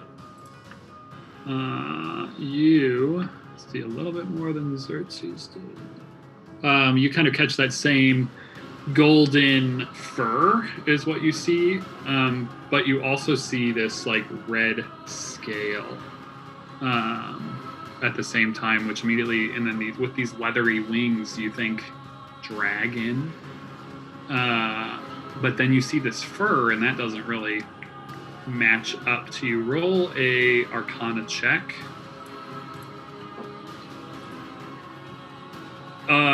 Those things combined immediately make your head go Chimera, which is a creature, a three-headed creature with the head of a lion, the head of a dragon, and the head of a goat, with these leathery wings. But like the one thing that gives you pause when you think that is like, are they this big? And you don't think they're this big, but this thing looks big. It looks as big as you said Yofun size. Yeah. Okay. So this is there's something going on here.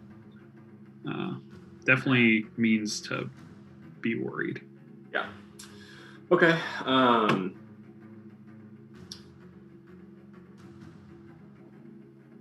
think Steven would call out Chimera just to like give the group that info, like Xerxes said, like he sees something huge. Yeah. And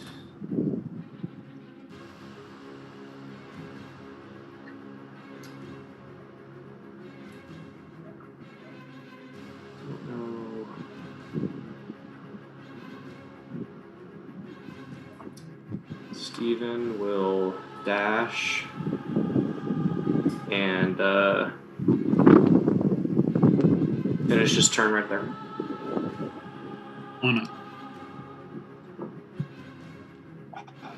Anna wants to do a history check to see if, she kind of deduced it was Sylvan, and this looks pretty like some pretty like Fey bullshit. Sure. She wants to do a history check, and she gets advantage if it's Fey, Fiend, or Undead, so I'll just roll, and you can do with that as you wish. So as far as he goes, you get kind of the same, like, this seems strange. Like, he is obviously a labyrinth elf, which hail from the Fae, generally, originally speaking. But this spider half of him is definitely nothing that it's nothing you've ever heard of before. It seems wrong, like,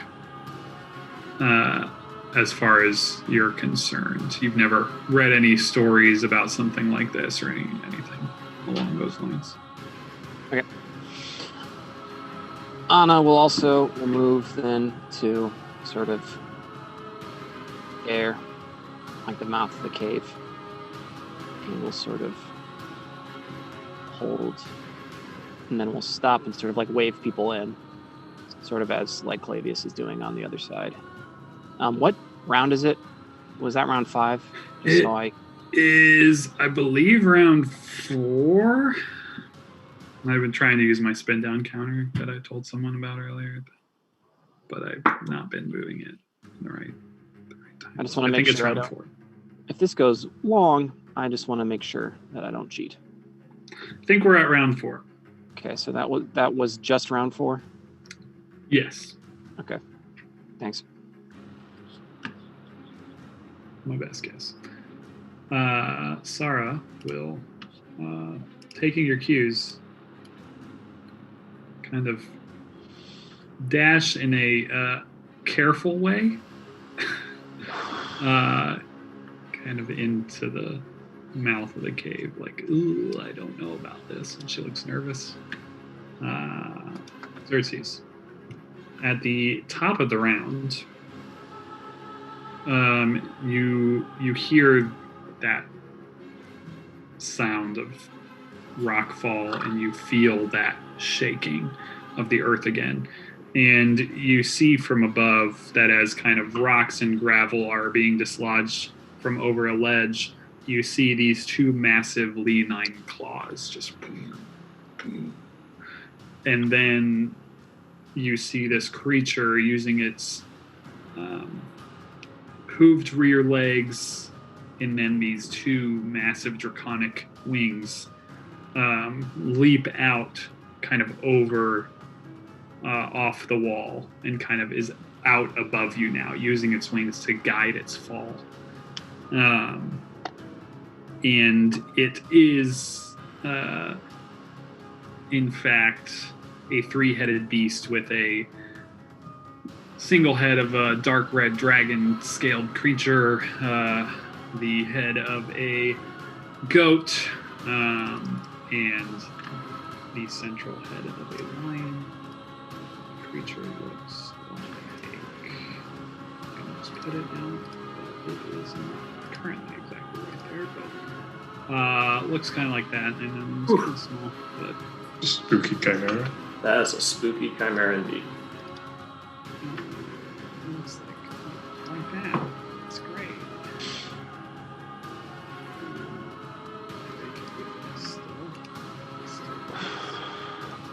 There it is in the chat. That's fun. Here's the stock one if you want to see that too, because I like the stock one too. Stock one's pretty cool too. There's the stock one. Looks like that, and it is huge. Is the size category, which is larger than a normal chimera.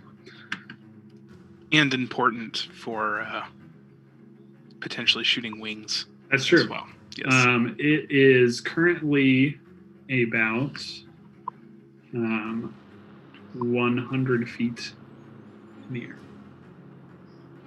Like above the cave?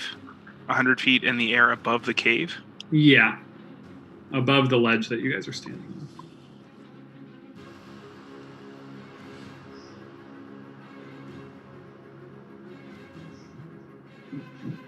Like if I needed to put it on the map where it currently is, it would be like right here, but in the air, 100 feet above that position.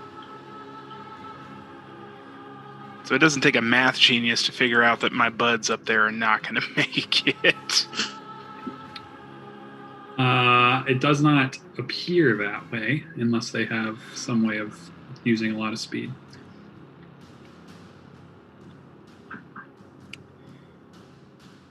Okay.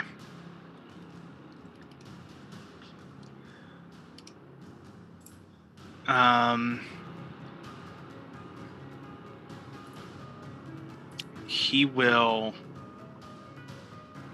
call out to everyone. It's diving! I don't think we're gonna make it. And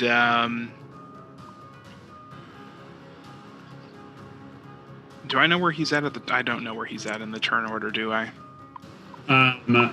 He has not entered the turn order yet, but he will on the next round. So yeah, you don't know where he is yet.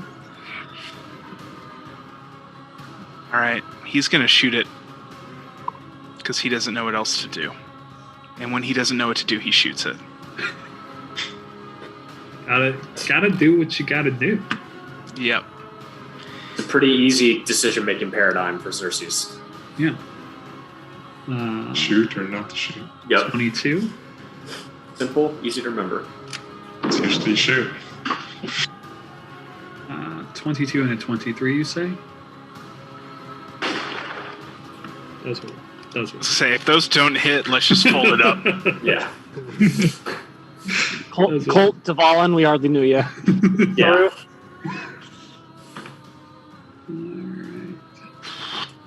Alright. As far as move,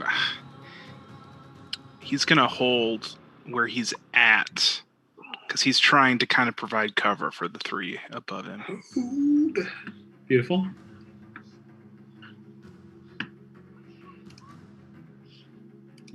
As you shoot, you see the elven Spider-Man, elven man spider, elf spider, spider elf. I don't know. He looks in your general direction, kind of shocked by the noise. Spider elf. Yeah, but uses that distraction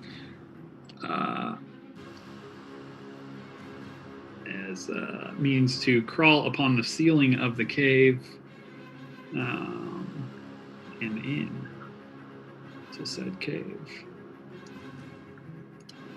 And he's just scurrying along the ceiling of the cave above you in a very horrifyingly creepy manner. God, so gross. Anyway, Clavius, it's your go. He kind of likes his positions where they are. Yeah, So he will hold his action. beautiful. Waiting for the creature to be in range, I presume. Yeah, the goal is if it goes towards Xerxes, depending on the angle it goes, to try to like interpose the shadow to get in the way. Beautiful. Colt will do a thing up there.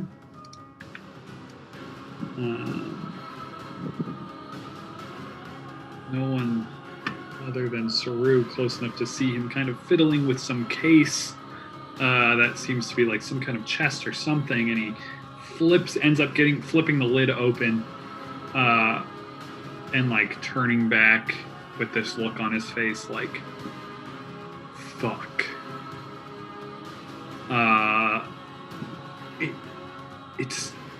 It's not here. What do we do? Looking to Saru. He says this. And will start to scurry his way back as he is horrified to be on the edge of this cliff with this creature falling down to him. He will move all his speed to get next to Saru, and that is all he can currently do. Isabel. Is Isabel? Has she ever heard of anything about chimeras at all before?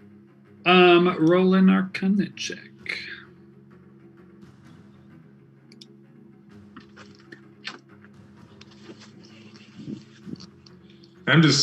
She's just curious, like, what they might be capable of.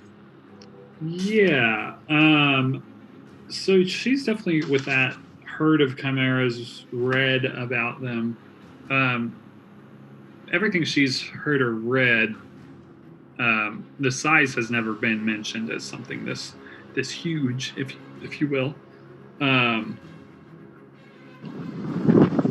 Roll a perception check as well, if you will. Nothing to see here. But as far as what you know of chimeras, you know they are not like generally thought of as the most intelligent creatures, as they have these 3 heads, and dragons in particular are thought to be as very intelligent. These take more after the goat than they do the dragon. They are kind of just a predatory creature as far as Isabel's concerned. And they're often bite, horns, claws kind of attacks. But what they do have in common with the dragon, other than just the flight, is they can often use a dragon's breath as a weapon. So that's kind of what you know about them as far as like lore and reading goes. Okay. Isabel's gonna hold her action or spell, wait and try and see who this Chimera's gonna go after, and we'll shout out, "Spread out! It has a breath weapon," and that will be all. She'll hold her position. Beautiful. Saru. He will holler over at Colt and say, "Don't worry about it, it's not there right now. We'll find it after we get out of this mess." And then he will holler over at Dvalin. If everybody else is running, we might as well follow suit. Especially with that thing falling at us. And then he's gonna go.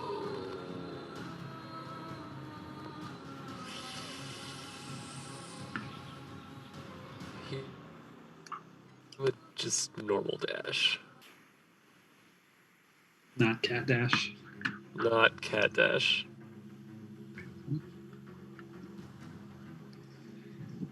Dvalin. Dvalin will attempt to hide. I love it so much. I love the commitment to it. Here that gets. Commit to the beat, Dvalin. Commit to the beat. Beautiful. I love it. Finds a bigger piece of lumber. 2x4 that's not got an illustration on it. Like, oh, this one looks a little bit better. It's got an illustration of somebody else. It's like, oh, somebody else already drew a tree on there. Maybe they'll think I'm a tree. Perfect. I love it so much. Steven, it is your go.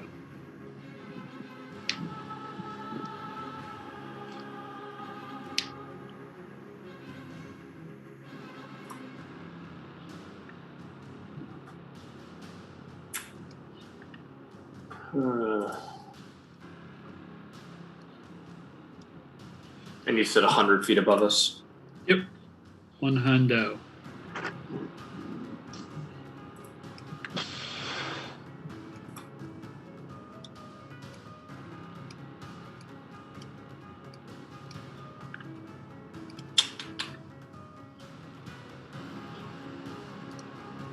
Steven is going to move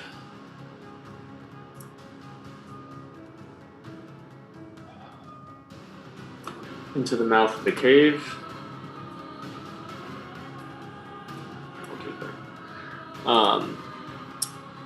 And he is going to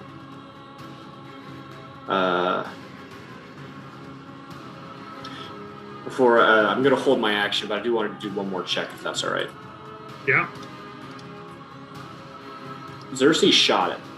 Mm-hmm. Can I just do a perception check on if it? I know you said it hit, but like if Steven could see that it hit, did the creature react? Okay, yeah.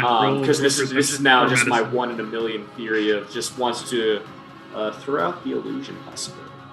Yeah, roll medicine or perception, either one.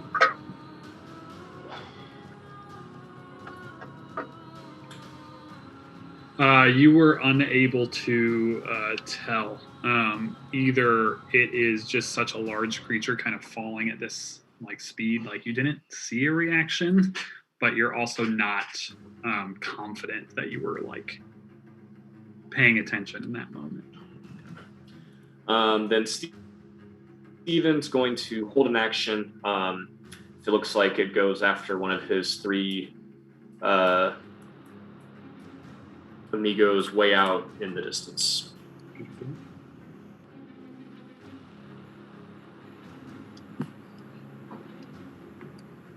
All right. Just move the turn over there. All right, Anna. Anna's gonna delay. Beautiful. Sarah will kind of just start in making a little more room for people to do what they do. Now the creature will enter the initiative order.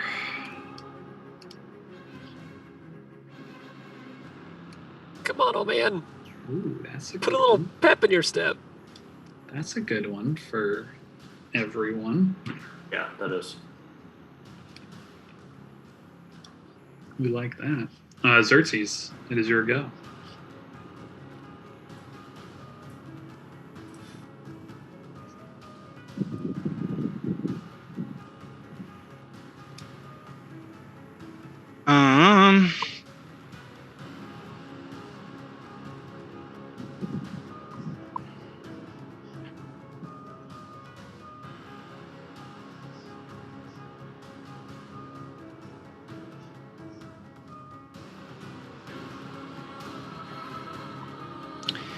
He'll move there.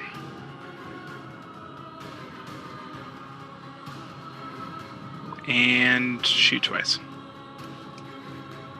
Gosh, twice. Got it. 23, 19. Look at this guy. Look at this guy. Who does he think he is?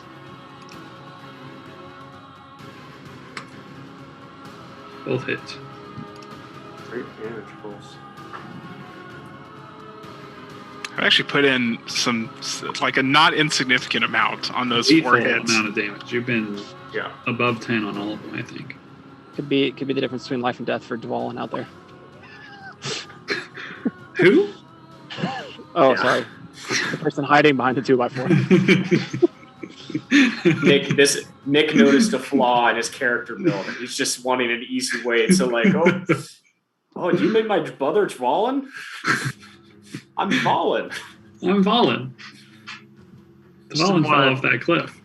I didn't want to trust the word of a half elf, half spider telling you. No, you're done. No, I'm just giving you a hard time, Nick. No. You're totally. You're good. Just, I mean, yeah. Why wouldn't you trust the word of this guy? I mean, look at this big flying 3-headed poison seems worse. True. No, you're completely correct in your look at that skepticism. Face. How could you not trust that face? I literally just checked to make sure the chimera wasn't an illusion. So yeah, you're right. I'm smelling what you're stepping in. Well, we'll see who's stepping in it. As it is Emil's turn, and he will dash into the caves. With Sarah in tow, all the way into the back of the cave. Where are they going? Nobody knows. Wanted to murder ball Sarah. That was his moment. Clavius. How high up is he? 100. I'll hold my pose. Actually, I will move the shadow.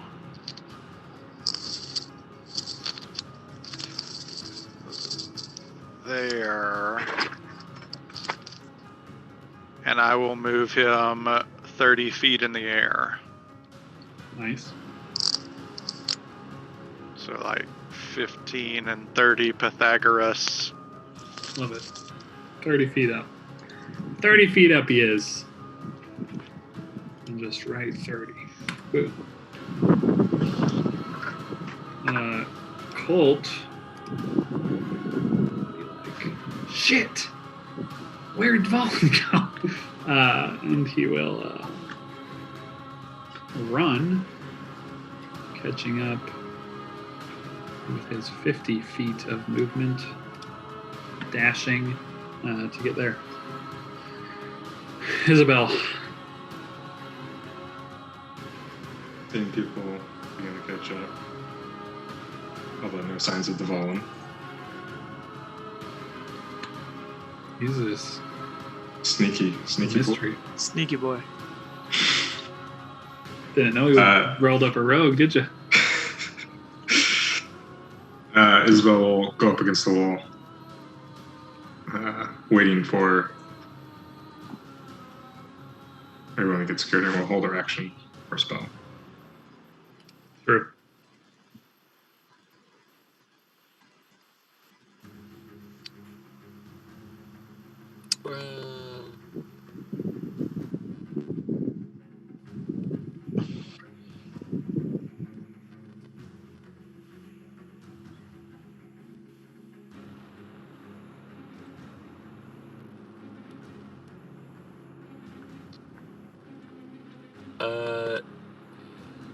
Nick, odd or even?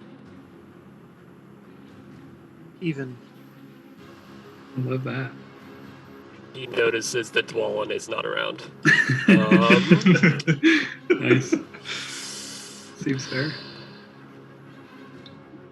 What will the cat do?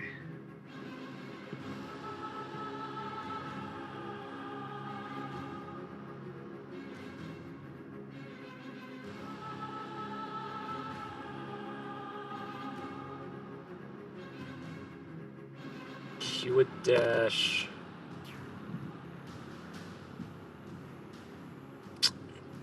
Can we get under, like, the bow of the ship over here?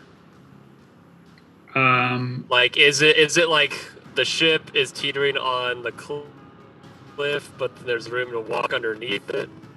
So, like, I was here. There might. Can I walk, like, underneath it to get from me? Potentially. There might be. Okay. You're not sure. Okay.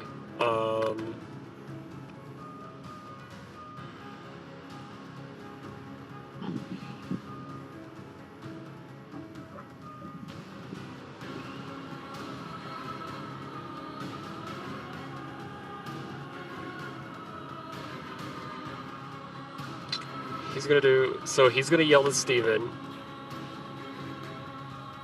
And he's gonna say, make Dwalin invisible. Because he's not back. And then he's gonna go...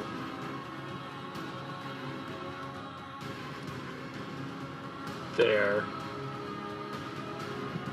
And then he will yell at Dwalin and go, what the hell are you doing? You're not good at hide and seek! Even for your diminutive size.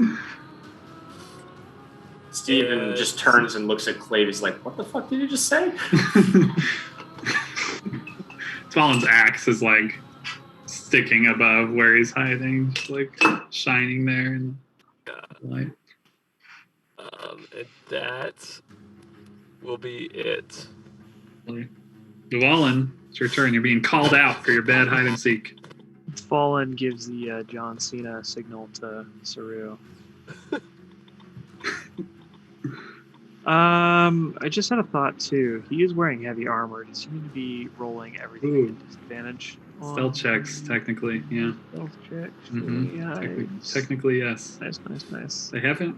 If I let you know, they haven't mattered yet, so it's okay.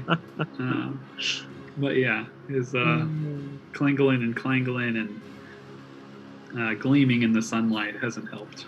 He was really hoping that other people would be the targets of opportunity. Who knows who's the target? The thing's just falling from the sky. Stealth is dex. As such, he will stay with what he's doing. Gotta do what you gotta do. Nice. Hey, so go away, cop. He doesn't know where I am. I love it. Steven. Just make Dwalin invisible. Make him invisible. Like, Steven, like, what? Like, he's turning and, looking at Anna and Clavius, like, yeah, just make him invisible. Sure. Like, yeah. And just, really, really rankled by that comment. Not everybody knows how the arcane works. Yeah, no, clearly not. I'm going to pretend that the character said that, and Steven's just responding like, yeah, apparently I need to host a little seminar on what Steven can and can't do. Maybe it was just wishful thinking. Yeah. I don't know. Glass Maybe half, we've seen it glass half before. full. You can't hear me, Saru. I know.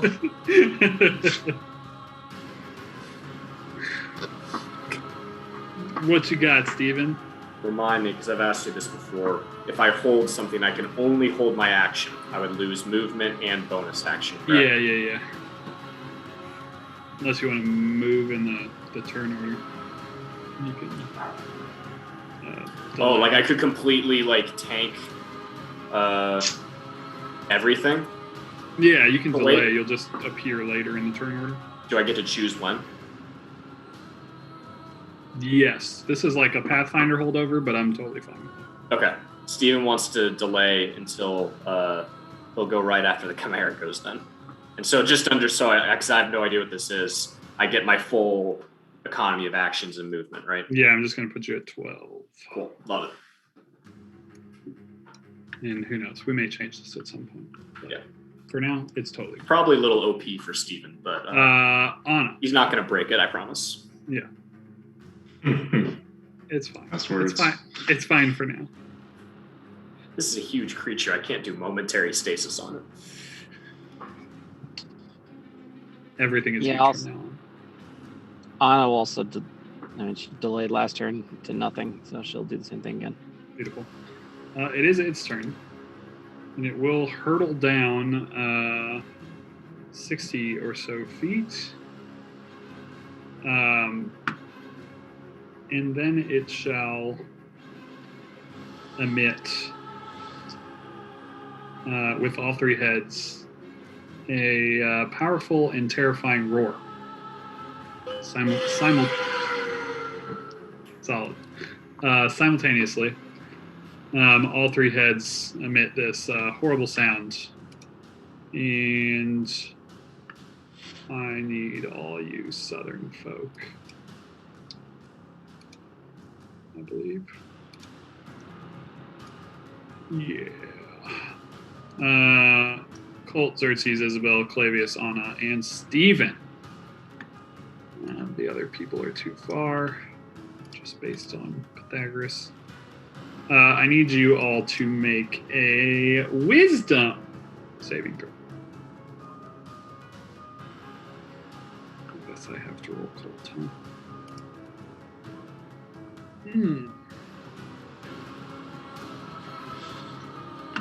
Oh, I'm hashtag blessed. Oh yeah, hashtag blessed people. Throw that on there. D4.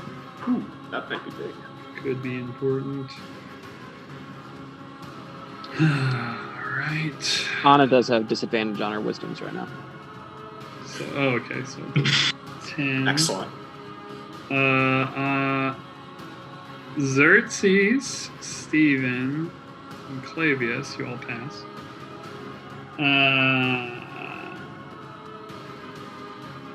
Isabel, Colt, if you're wondering, and Anna, you are all frightened of the creature, which is the spooky ghost. Frightened, which I've almost got this set up in the API, so it'll do it automatically for us. But a frightened creature has disadvantage on ability checks and attack rolls. When the source of its fear is within sight, the creature can't willingly move closer to the source of its fear. Which is a bit of a problem for Colt, it looks like, at the moment. You guys can each repeat the saving throw at the end of your turn from its bellow.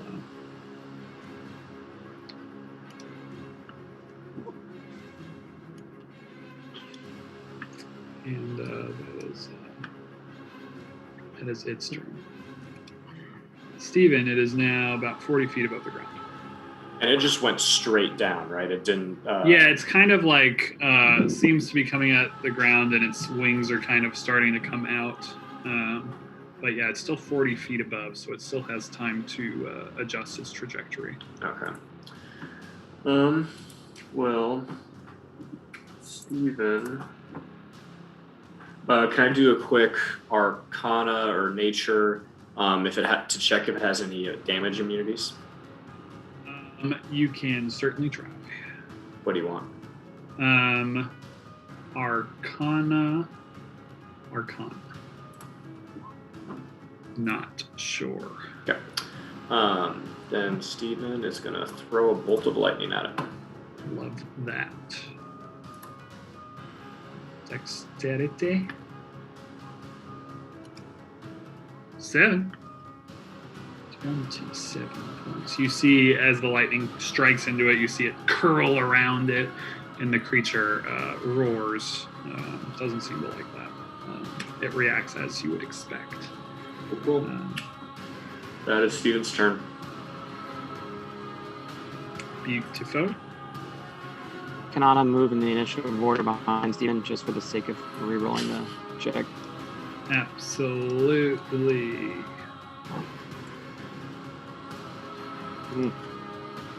Still friend. Not gonna do it. Still afeared. Think on that. If she's like try to save twice, she's gonna probably scamper. Scamper. The good news is she can scamper into the cave. Yep. Sara will not do anything from where she currently is. Xerxes, top of the round.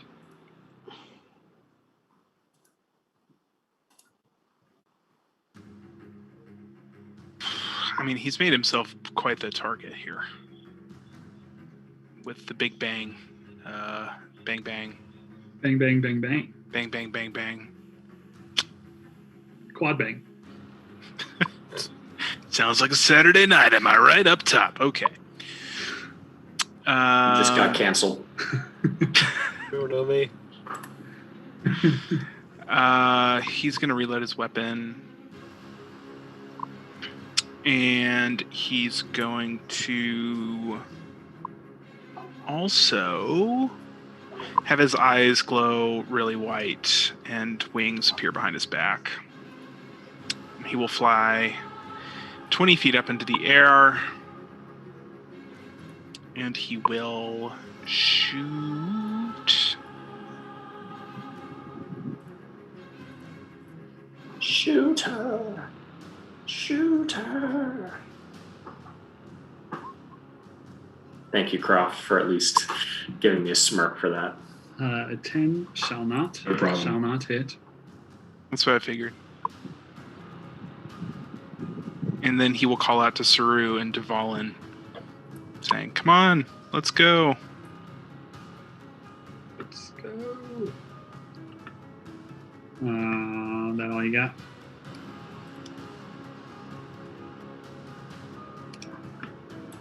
All right.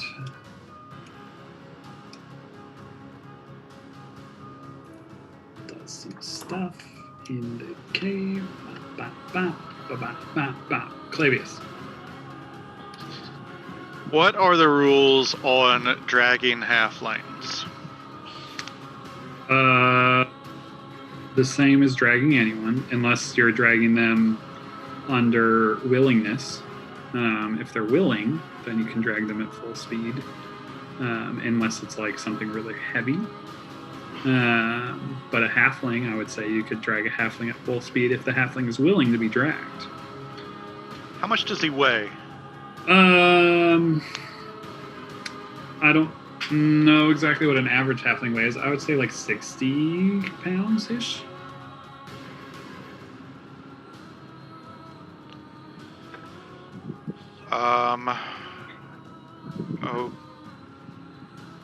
Okay. Yeah, 60 seems decent for an average, over average halfling. Like a little small child beanpole. Oh, damn it. Damn it. I seem to remember Clavius saying that he took halfling shot put in college. Not bad. Clavius. Oh, I don't want to do this. This is like the wooden sword you get at the beginning of the game, and you have to keep it all the way to the end of the game, and something happens.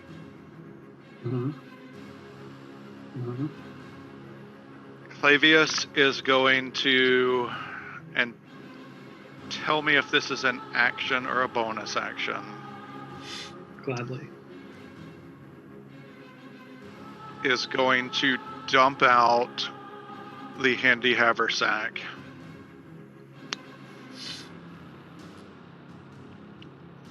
Like inside out? Yep. Just right off his back.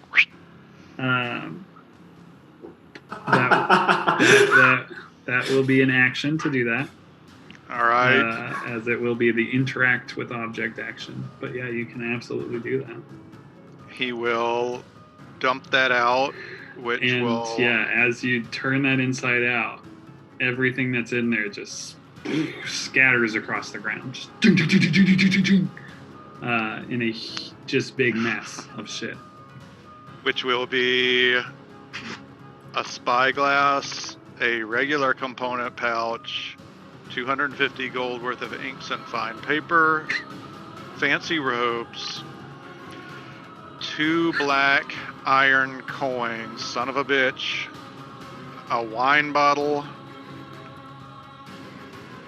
an abacus, a symbol of Viserys, and a book. Please keep that list somewhere and don't get rid of it. He is going to use 15 feet of his movement. And he's going to chuck Colt in the middle pouch of the handy haversack.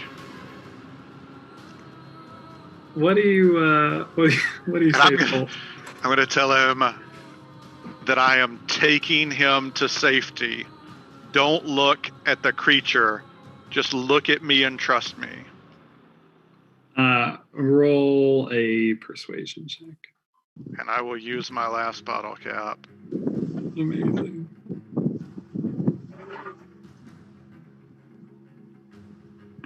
+5. It's a great D20 roll. Looks at you with his eyes wide and starts to climb into the haversack. Is he in there? And he is in the haversack. All of this for a character that's already has Singular cast on him. This is D&D. I will action surge. Yes. I will action surge and use my movement. And if I interact with object as my action,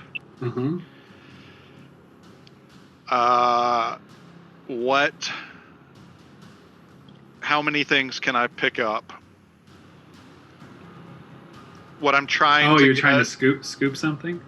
As my action, I'm trying to scoop up, if I can, the 2 black coins and the symbol of Viserys.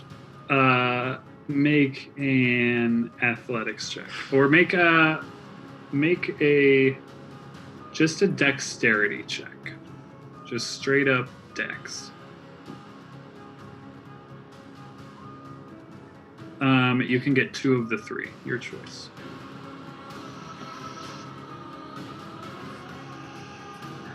What a cruel move by the DM.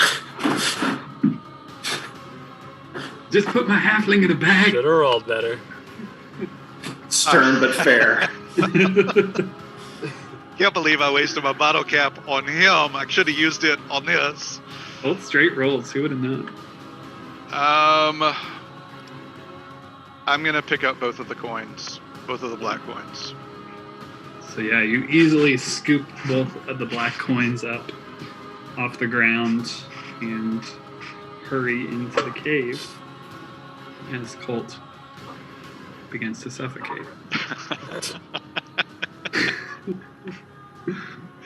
It is his turn. He can do nothing.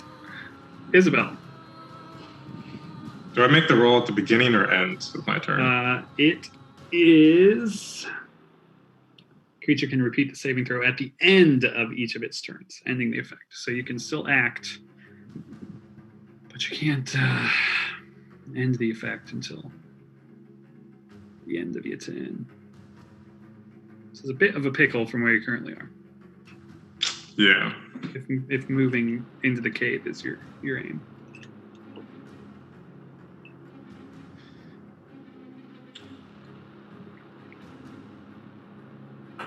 How high up is Xerxes? 20 feet. 20. Okay.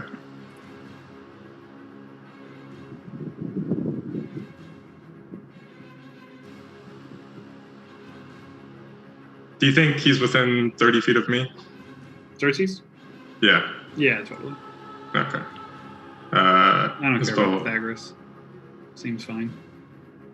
as long as it's not unreasonable. Yeah, it seems right. Okay.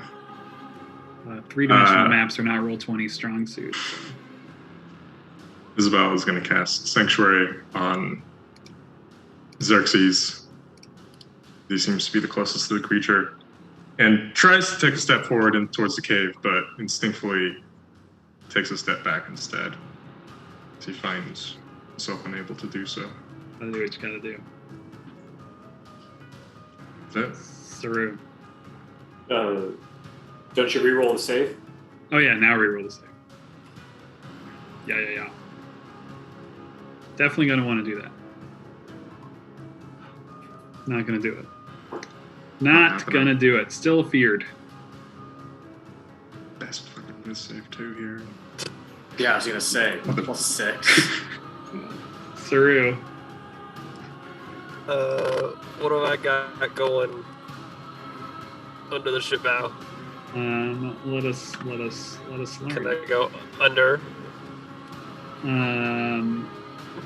Let us learn. or through? I guess is another viable option.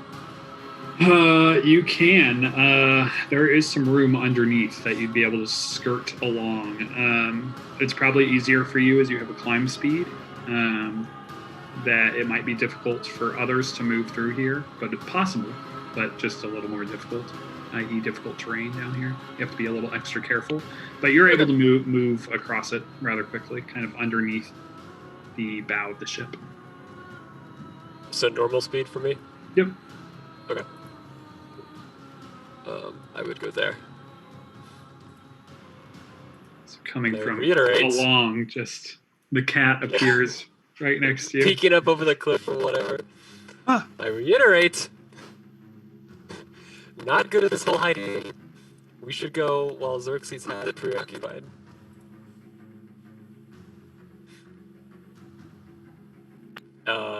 That will do it.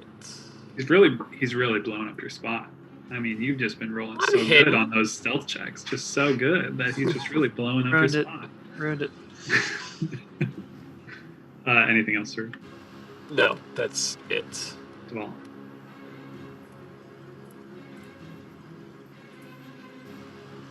Dvalin will run. Yeah. Now he runs. hey, you Told him to. He's earned him. He's feeling lucky. He hands you the plank and takes off. Yeah. You might need this. I love it. This is the Dwarven Sprint. Episode of Ed and Nettie. Golden Plank! All right. It is my friend's turn.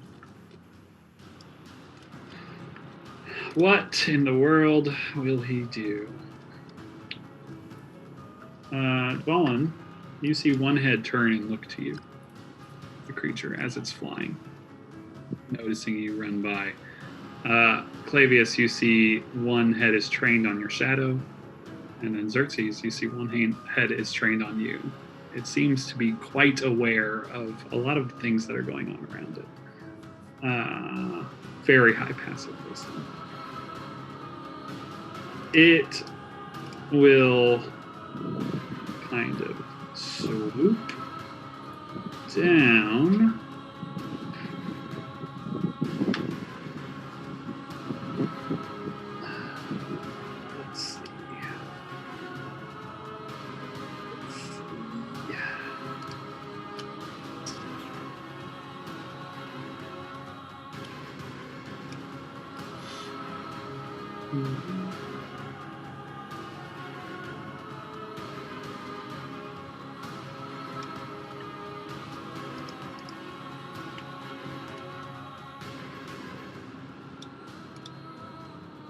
There. And the dragon head Uh-oh. emits a cone of nastiness. And I need Xerxes, Clavius, and possibly Stephen. Michael's googling Pythagorean theorem formulas. No, right I'm now. just. That was the purpose of me being in the air, was to Yes. try and avoid such a thing. So you're 20 feet above the ground. It is a 30-foot cone. It's definitely close to hitting Steven. Definitely close. So I'm going to give a percentile dice. We're going to say... we're going to say 64 and below, Steven is safe. Steven is safe, just out of range. So Clavius and Xerxes. I need a dexterity saving throw. Does Sanctuary count on a cone? No, it's because it's does- not an attack. It's an area of It does effects. not. Sadly, it does not. I will spoil it for Clavius. That will fail. But Colt's protected in the knapsack, right? Bolt is protected in the haversack, believe it or not. Those will both fail.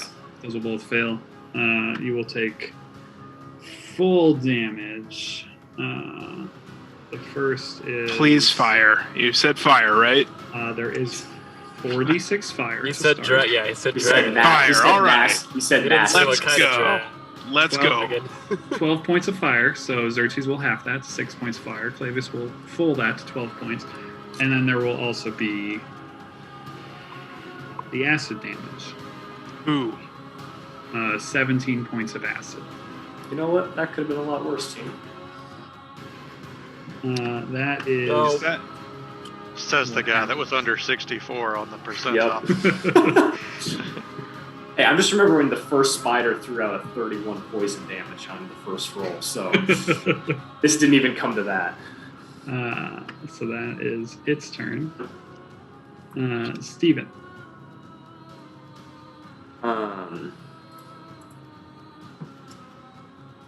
Steven is going to look back at Anna and Sarah, say, we'll keep an eye out for the spider elf thing. And he'll then turn back and is going to throw some scorching rays at the Chimera. Steven slinging those spells today. Beautiful, beautiful, beautiful. Terrible damage. You better thank that bless on that 14.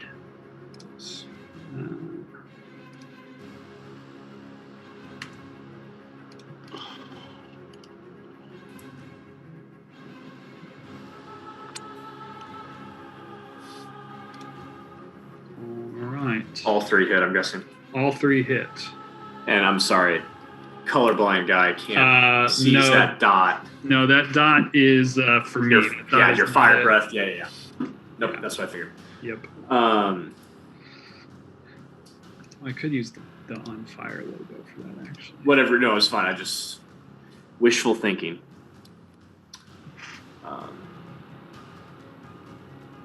Then Steven will move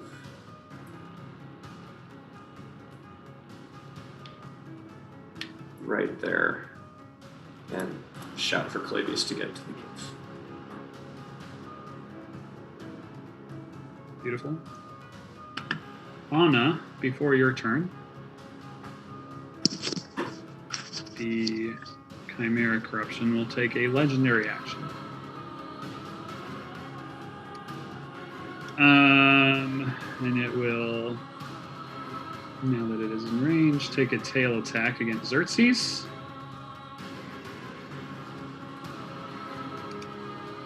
$12 to hit, Xerxes. Will not hit. No. Is Xerxes still sanctuary technically?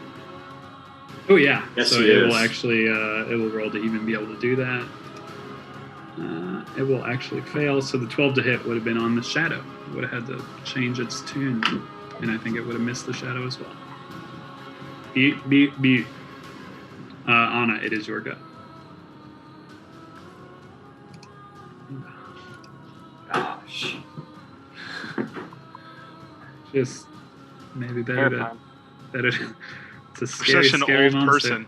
Not very wise. Scary, scary monster. Also, this is where the official trade-off for like, you took your dex bonus, waiting for those wisdom save disadvantages to kick in, and here they are, just chilling. And Sarah's going to move a little bit into the cave where she saw that creature go, just kind of watching, kind of taking Steven's place there. Xerxes, you got a thing in your face.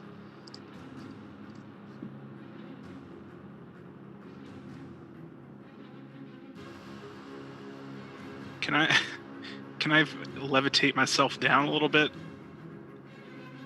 Yeah. Yeah, you can fly again, however you want. Pythagoras, You might you invoke opportunity. Are you trying to attack, stay though. within range? Right. Well, that's what I'm getting at. Can I move down without getting hammered by this guy? How far down are you trying to move? Close to the ground. Just not wanting to take some lethal damage and fall out of the sky. If you know what I'm saying. You get the feel. If you move out of his range, then he will attack you. But you do have Sanctuary on you, so if you move first before attacking, it has to make the Wisdom save. Mm-hmm. But if you attack first, then move, Sanctuary will be off. Mm-hmm. All right. Well, then he is gonna just reeling from the breath attacks. He's gonna and not confident in his own ability to maintain his angelic form. He's gonna levitate down to the ground. Beautiful. It will try to make the attack. Wisdom save. It will make claw. The claw attack coming. 17 to hit. 11 points of slashing damage. But you are on the ground.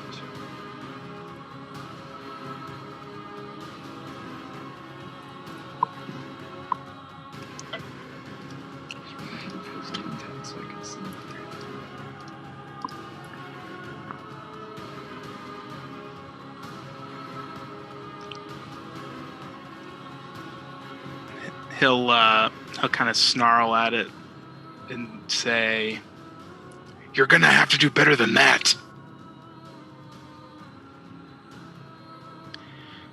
Pew. Nice. Critical threat, critical From threat, that baby. critical threat. That'll be a confirmed critical threat. I think that's the second. Damage is normal. One ally gets some inspiration within 30 feet, so that's could be quite useful. And a lot of damage.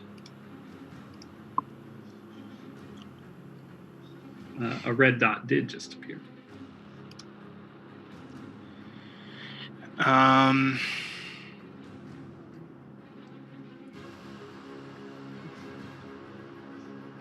Who you want to be inspired by that badass shot?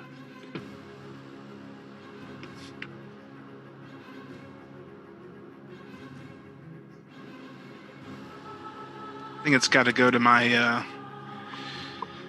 my elf friend there with his lightning bolts and whatnot.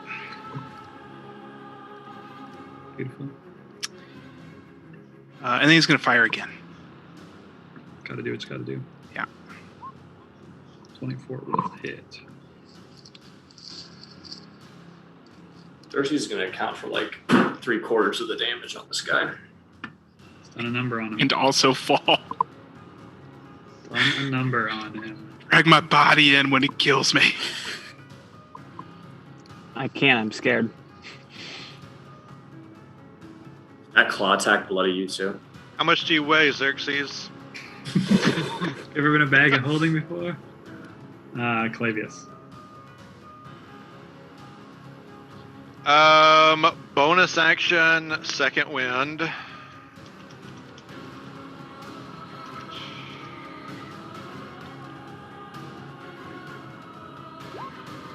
Awesome. Oh my gosh. Unbelievable. Brutal. Don't worry, it gets 3 added to it, I think. Solid. 2 attacks with the shadow. Butte.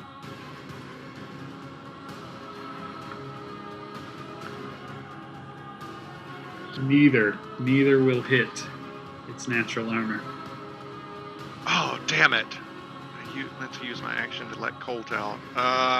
He continues. Yeah, I think he gets like 10 minutes. He's fine. He's as safe in there as he ever could be out here. So maybe Who knows what his con is?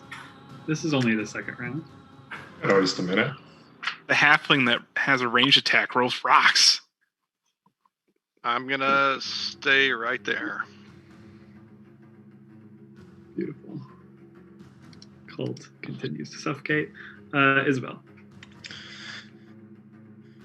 Isabel, still frightened, but seeing Breath Weapon unleashed to help her friends, so she is going to, as an action, clutch her holy symbol and channel divinity, preserve life, giving 20 points to Xerxes and 15 to Clavius. Nice. Up to half your total. And you can just barely see him. And If you want to give that to somebody else, I'm like already right at half of my total. I haven't even been hit yet, so yeah, and you're the only 2 people I can see. Those Xerxes can go up to half. Yeah. Then, as a bonus action, she is going to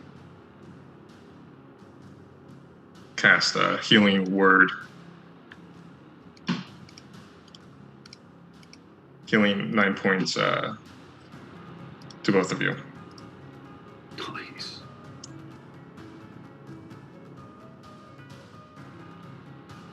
Solid. Christmas cards in the mail, Croft. Anything else? And finally, try and make that fear save Okay, again. trying to make that save. 18, that should do it. Yes. You are unfrightened at the end of your turn. No more little ghosty man. Saru. He is going to holler over at Dwalin and just say something along the lines of, you ready to go hunting? Swing that big ol' axe down now that you're out of hiding? And he'll jump up here. He will pull out his ocarina and he will play just the most obnoxious, ear-piercing tone that would, in theory, cause a goat and or ram and or lion to cringe or whatnot. And when he does that, there is just the faintest and really only visible to the people who are really close to that chimera. But there seems to be some kind of blue and or yellow shimmering, kind of just glittering marks that kind of seem to start forming in the air. And it's only for a split second, but it's there. And for what you guys notice, since you are so close to this thing, the sound from the distance Saru is at, the sound is exponentially louder than you would expect it to be, and you don't know why. And for Saru, all he hears is that his sound is echoing off the face of the wall. And he will end up using, or not using, but that will end up being. Oh, shit. Shat it. Awesome. Whiz. Con.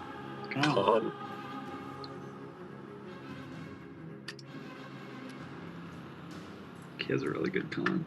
That's But a incredible. 9. It's like the only. It's like one of the very few things that isn't a damn wisdom. I was like, wow. 24 Might as well. points of damage. Of thunder damage. And it would obviously be centered away from other people, but you know, Yeah. not that there's much control over it at this point. Just this shattering eruption of noise. And yeah, you see the Chimera like shudder as that comes over him. That was a quite solid hit. Gone. I can't do much at range, but rest assured, if it comes down, I'll hit it. And he'll move here.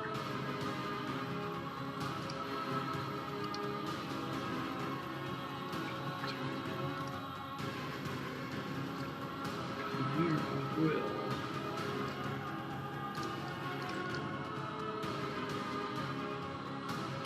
First roll to get that back. Will not.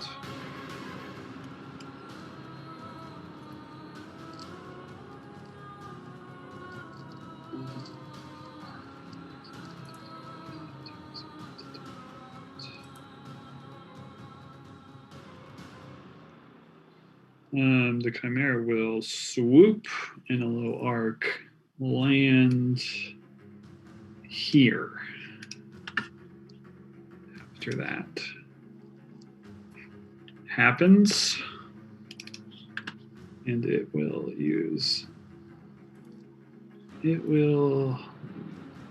Focus Fury to make 3 tail attacks at Saru. As you are now the target of its ire. 16 to hit on the fist. I would. That first one I'll use.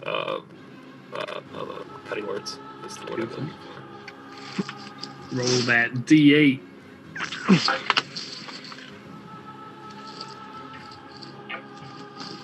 $13 on the first. That would not hit on beautiful. the first one. All right, so 24 on the second. That'll, yeah. 15, and it's just like trying to hit 3 times with its tail. 26 on the last for 9 points of piercing. And Those both.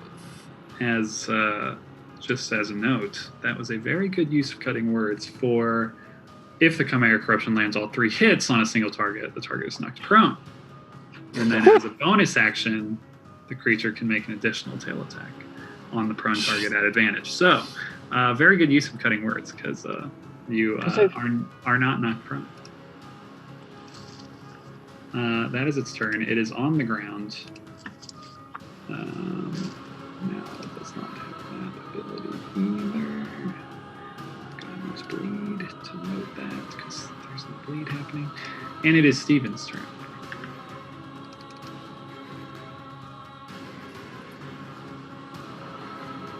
Steven is going to once again fire some scorching rays. Did we skip Valen, or did something happen that I couldn't hear? And he just moved. Yeah, He yelled at you how he can't do it. It was flying. Yeah.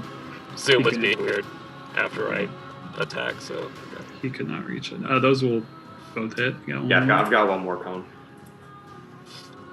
Cute. And then Steven. Oh shit. Is going to move there and call out to Dvalin. Dvalin, to me! You. That'll be his turn. Before Anna's turn, it will use a legendary action to make a wing attack against Saru. Saru, as it kind of beats its wings in your general direction, kind of taking off as it does so. I need a dexterity saving throw.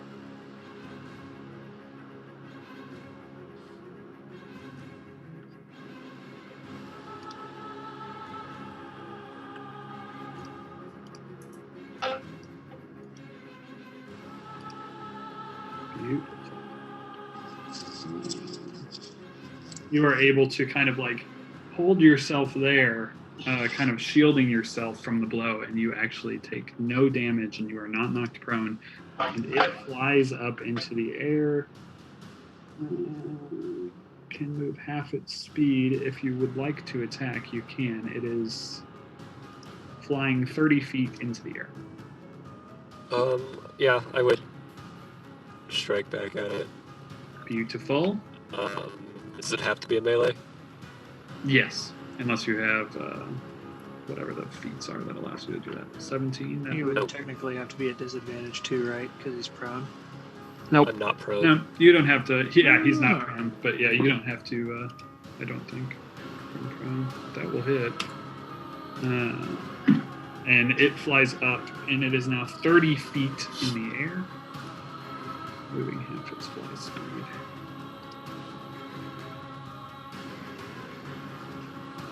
Anna, it is your go.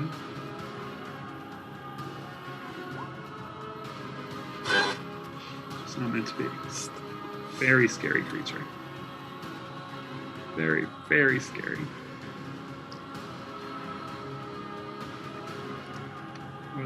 Sara continues her thing. Xerxes. He turns back to Clavius and just says, "It's after Saru," and will step forward a little bit.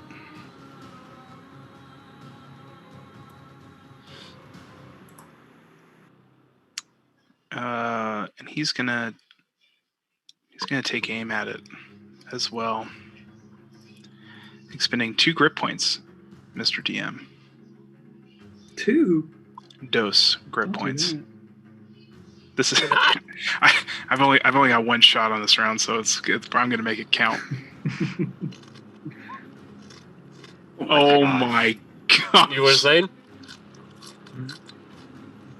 Wait for it. Wait for it. Wait for it. That's a misfire.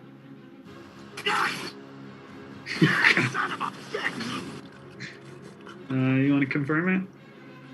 I mean, I know you don't want to confirm Real. it, but you have rolled what, like 100? Yeah. 100 crits tonight. 17 does not confirm. So it is just a miss. No card. But you do lose those 2 sweet grit points. Which is just too bad. Exactly what I else? was trying to avoid. Anything else? No, he's very upset. Like, this is not okay. You want to just throw the gun off the cliff? You can. Just goodbye. I'm now just purely a dagger player. Yeah. I am a rogue. Something happens.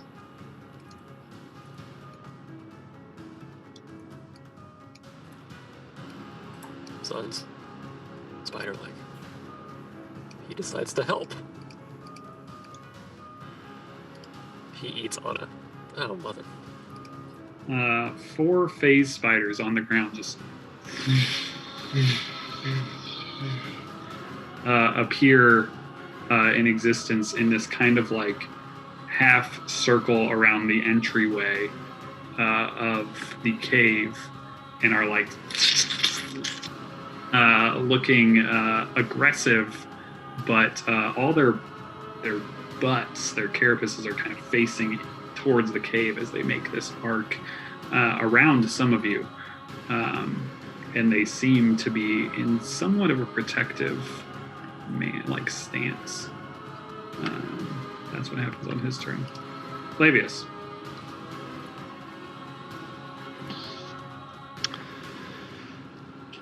Clavius looks down at the symbol of Istras on the ground and looks back at the haversack and looks at Saru.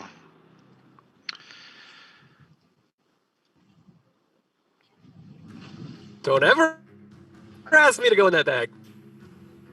He will step forward 20 feet. He will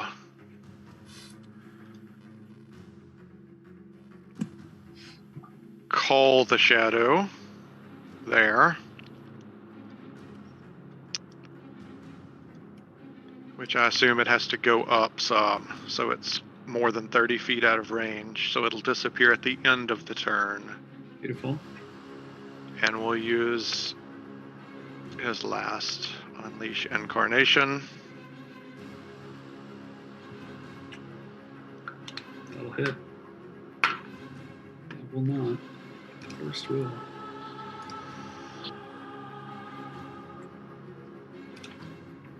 It howls out angrily. Rawr. But it's still up. Anything else, Clavius? No, so that shadow is, Gonzo. yeah, it's 25 away, and I'm guessing 30 up, so it's got to be going. I'm just putting him in a random area so I can grab him again if we need him. Colt takes off another round. In the bag.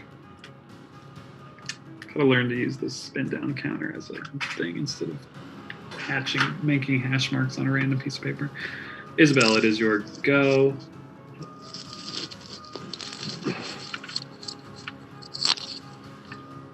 Kind of given pause by the spiders. She goes up a little bit and focusing on Saru. Cast Healing Word at the second level, giving you 12 points of hit points back.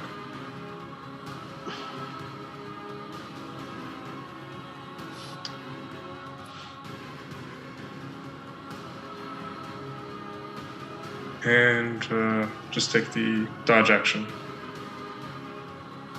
Awesome. At the end of your round, it is going to use its last legendary action of this round to, again, bellow. It cannot affect the creatures that have already saved from it. So Isabel and Clavius and I think Xerxes, who are all safe. But Saru and the spiders are going to need to make a save. Wisdom save.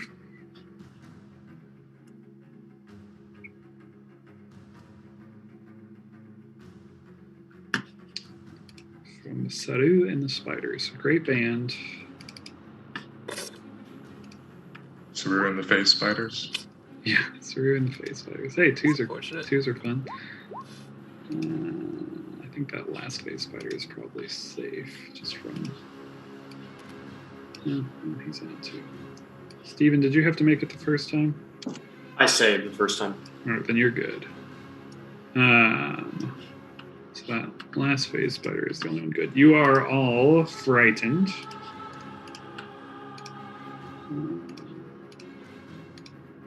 Poor phase spiders, they just got here.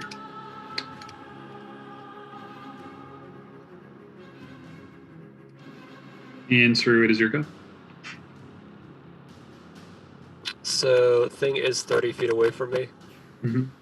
30 feet up. Okay. Ba-da-ba.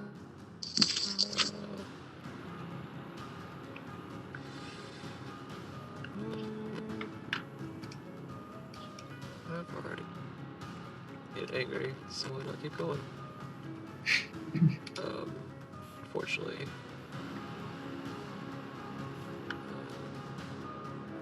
0. Pull out an ocarina, make some more noise. Sucky wisdom save. Please. Nope. Solid whiz. It will save. It will save. Anything else, sir? I will bounce.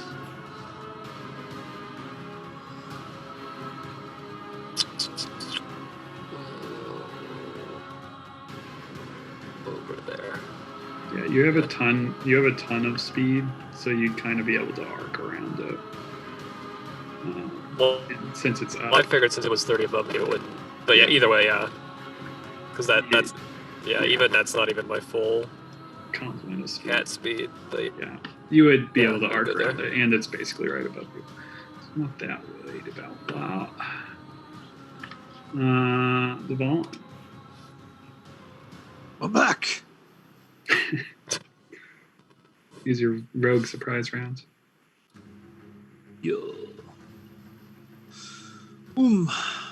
Smash. You hitting the spider? Yeah. Beautiful. Let me see. 13. 17. Oh, the bless. I didn't see the bless. Oh, it's still whispering. Still whispering that bless. That'll hit. 5 points. Big damage. Big damo. Und Big damo on the face spider. What else you got? another smash. Another smash. Another smash. That's how we do. Oh shit. Let's see. 23. +4. Probably. That'll hit. Boom boom. Pop pop. Both hit. Anything else? Yep. It is its turn. And let's roll some d6s first. Got 1. Doesn't help it. 1 doesn't help it.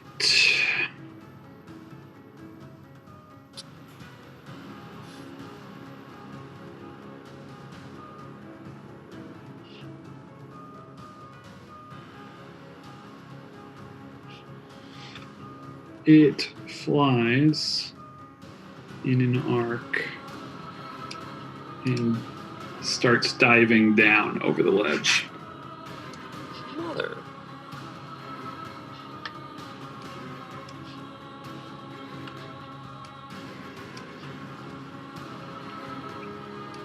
Steven, it is your go. Oh, sorry. It has way more fly speed than that. It is off the map right now. Can you give me a specific distance on how far away it is, though? You can't see where it is because it is dove below the ledge. So you're unsure from where you currently stand.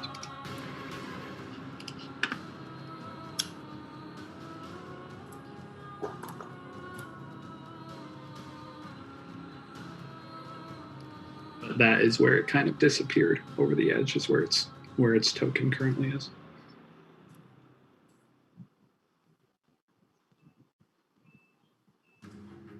All right.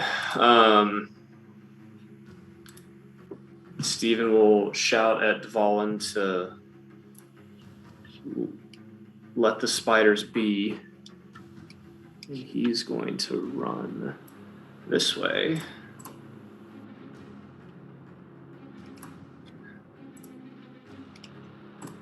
He's going to cast that.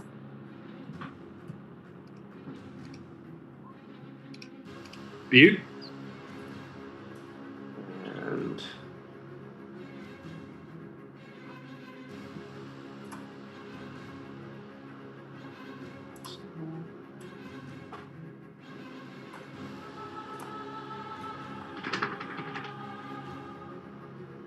So if I get to like there, can I do a perception check to kind of see how far away it is? Yeah, roll perception. Yep.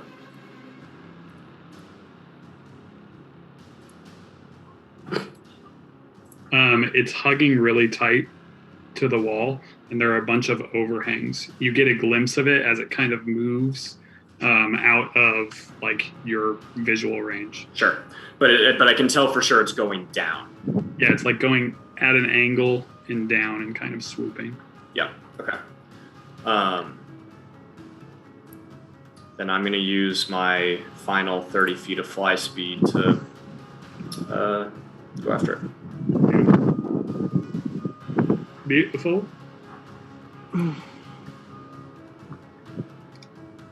Anna, it is your go. You cannot see the creature anymore, so I don't know if that impacts you at all. Oh, yeah, it does, baby. I assume it's like, let's assume to Steven, it's like down, right? So Yeah, you can't see Steven and you can't see it at this point. Anna will use her 40 feet of movement. We're still blade songing. That was the most pathetic blade song of all time. And we'll attack with advantage on this face spider. You all flanking? Those will both hit. And can I still do wisdom checks? Yeah, at the end of your turn. Yeah, baby. Absolutely. See if she can beat that fright. Yeah, baby. That's what's happened. You're just so scared of that thing. Just so scared. I think I don't know how many failed wisdom checks I need to have like a permanent like scared of chimeras. Just chimeras are very, very frightening to you. Yep. Sarah kind of moves her way to the front of the cave. Xerxes, it's your go. Normally, he, sits down cross-legged to fix his gun, but he's a little wary about these spiders, so he's actually just going to drop to one knee and try to fix his gun. Beautiful. Just takes a knee, fixes his gun. But not sitting down, very clearly. Yeah, stands back up. Stands ready, back up. ready to go. Ready to roll. The phase spiders, afraid for more than one reason, will vanish.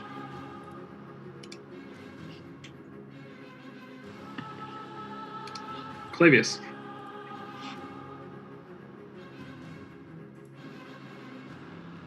You're going to come right here. And pick up as many of the book, Symbol of Viscerus, and Spyglass as a roll will allow me. If you're going to focus your action on that this round, you can get down and do that. Yep. Happily. Since you're not focusing on anything else, if you just want to get down and grab those three things, you can do that. Take those three things and chuck them in the right pouch. Beautiful.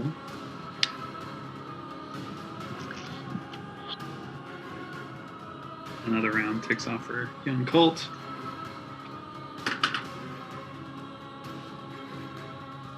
It's running out of breath slowly. Isabel. Isabel will. Does Isabel see Steven? Currently, no. You saw the last you saw of Steven was him go over the edge and he was kind of looking, and then you saw him dive. Superman style. Or I don't know how he flies. Maybe he flies like this. I don't know. It's up to him. Isabel's gonna patch Xerxes up.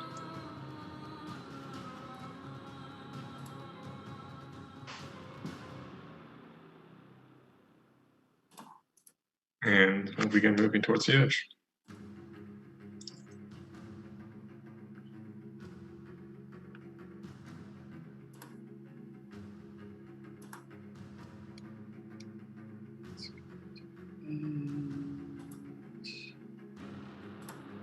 Okay.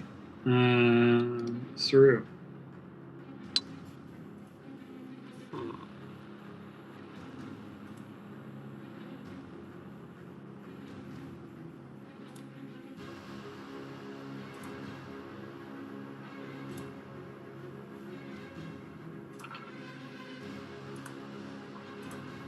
I was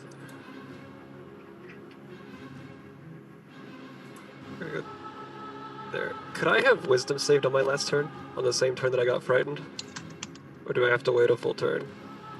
Yeah, not on the same turn. So it would be this turn that you Okay. can save at the end. I'll ask Clavius to let Colt out of the bag Beautiful. before he dies. He does have 10 minutes. He's fine. Oh, okay. But he still could have helped. Maybe could have killed that thing. Or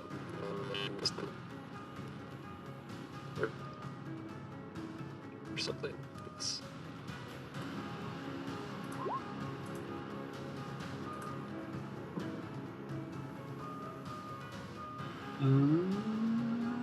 Does not save. Still a little wary of chimeras, but you cannot see it, so you can move wherever you like. Dvalin. What's happened? Just move here.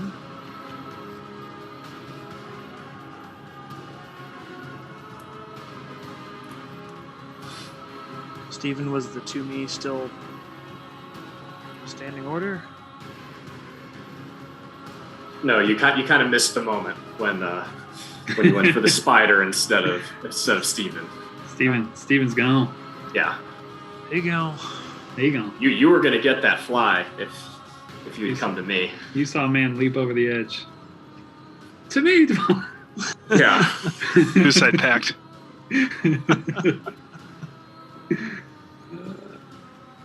Alright, it is its turn. It is going to double move.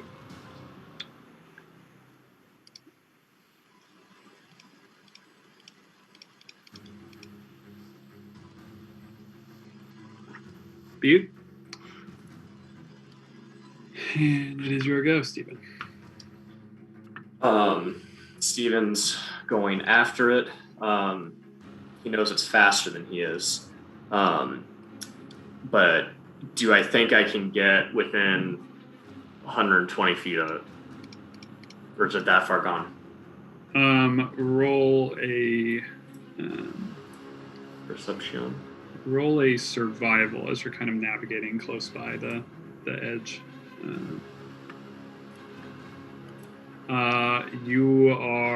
It's hard to tell your distance. You know it's close, that you're 120, but it is like just at the edge. It is, because it is outpacing you. Yeah. I think there's a chance, though, is what you're saying. You right now, you think there's a chance. You think if you let it get 6 seconds, 12 more seconds, that it's going to be gone. And you realize as you're kind of trying to chase it down that it definitely knows this valley better than you, just the way that it's maneuvering. But yeah, you think there's a chance that you're within 120. It's just it's close.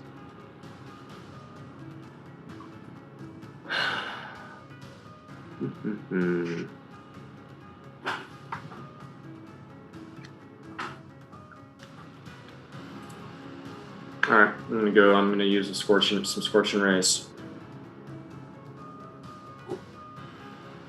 Scorch him.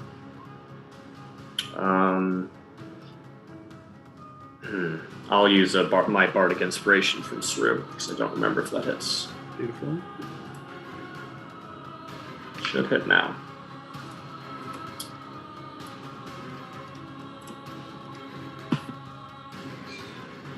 I want it reflected in the record that the inspiration came from my awesome gun. Oh, sorry. That's right. I'm sorry. So, yeah. Yeah, you're right. I'm sorry. I was like, I didn't do that, but that's okay. That's my bad. You're so impressed by me. Yep, absolutely. You can take credit for Steven jumping off a cliff. I don't know if I want that credit. Steven, you do see these rays impact it just right as they're kind of starting to fizzle out. You see them hammer into the back of this thing, and it like releases another one of these like deep guttural sounds. But you do see it keep flying, and after your turn, you see it legendary action to kick up another attack, and it gets a little bit further as it does with its wings gaining a little bit more speed. And I'll tell you that you will not be able to outpace it at this point, and it will be able to stay out of your range as far as on its next turn being able to dash. So you see it kind of flying, and then it finds some kind of like cave or alley or like, you know, some kind of entrance, and it kind of skitters through that. And as you get over there, you know, looking, seeing if it's in there, you see that it's kind of like this pass through another kind of section of the valley, and it's kind of diverged down a cavern. And as you're kind of flying around in that area, like listening, you just like, you don't hear it. It kind of gets a little bit eerie silent as Steven is just kind of like floating there out above the valley floor. And Steven flies into space and is gone. Yeah. No, but yeah. It's not falling at that point. No sight of it. It knows these hunting grounds well. Oh yeah. But you have made it through the combat that lasted until 10:26. Try to get us that XP, guys. Try. Oh, don't worry, you'll still get some XP. Oh, I know. Just not the big books. Yeah. Steven's heading back in case that's not clear. Lovely. Just get rid of some of the stuff here off my screen. Get rid of that music. And what's everybody doing? I would look at Clavius and Sarah and ask where the spider elf went. If she saw. Sarah will kind of point down the passage, the left passage on the screen, and say, he went down there. I'm not sure where it went, but it crawled that way for a while. I would stand at the entrance of that particular fork and just holler down into the cave. Be like, hey, spider elf thing, dude, the thing's gone. You can come out because, you know, you've got questions, we've got questions.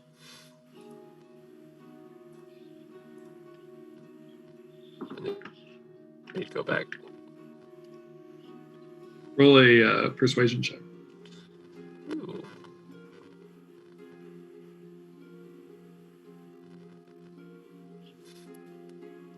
Ooh. You hear no immediate response. But that is what happened when you called out. It echoed down the cave. What is the rest of everyone doing? I'm letting Colt out and picking up all my shit. As you open the bag and pull Colt out,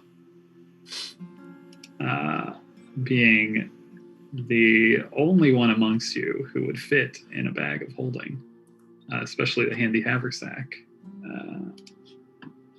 His eyes kind of wide as he pops out and starts taking in his surroundings, seeing that there is no chimera bearing down on you all.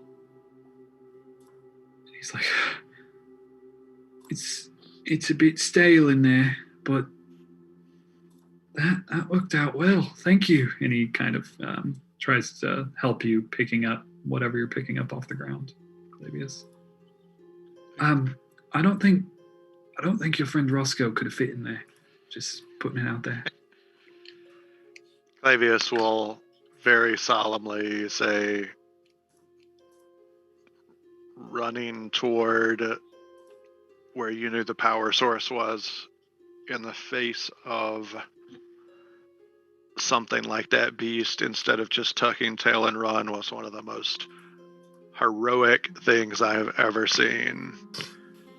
The boards will be singing about you before you know it, Colt.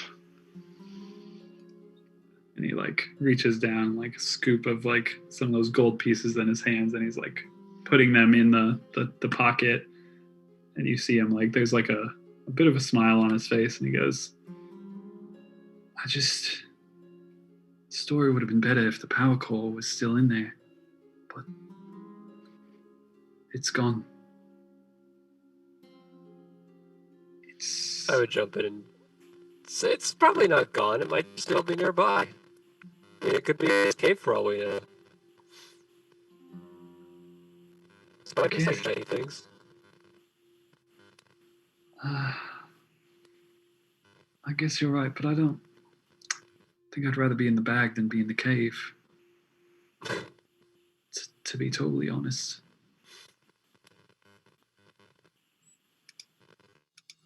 Steven, you'll probably come swooping back at this point. Isabel was looking over the edge for him. Yeah, after a few moments, you kind of see him heading back towards you. Did it get away? Yeah, it's gone. It knows this area far too well. But hopefully we gave it enough reason to not return for a while.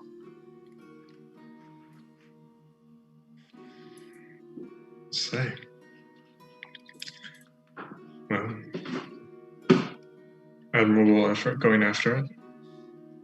Yeah, it'd be nice not to have to be looking over our shoulders while we're here, but I suppose we now need to deal with the other creature we encountered. Let's go see how they're doing.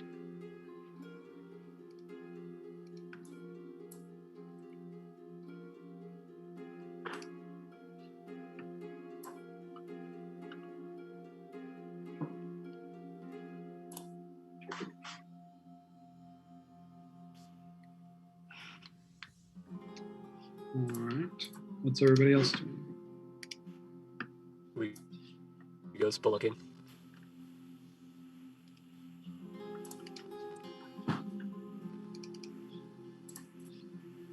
I think so, right?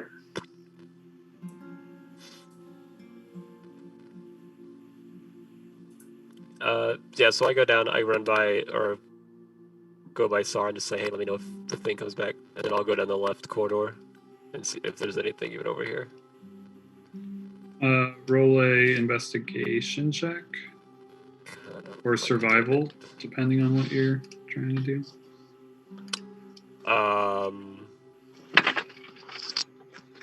Just trying to determine if it's a dead end or not, I guess, just by what I'm looking at. Yeah, roll survival. Ooh. Yeah, from what you're seeing, it just doesn't look like there's, too many places to go or hide in this area. Most of the stuff that you're seeing is these like big webby, egg sack looking things, are just spools of web on the wall. And as you walk by a couple of them, you do see these like just little spiders just crawl through, but they're just tiny. But yeah, that's kind of what you're seeing in that area.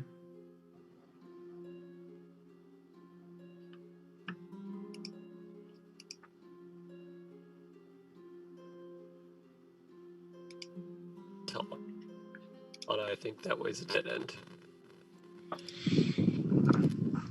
And then go, maybe we should try this way. And then I'll start walking down.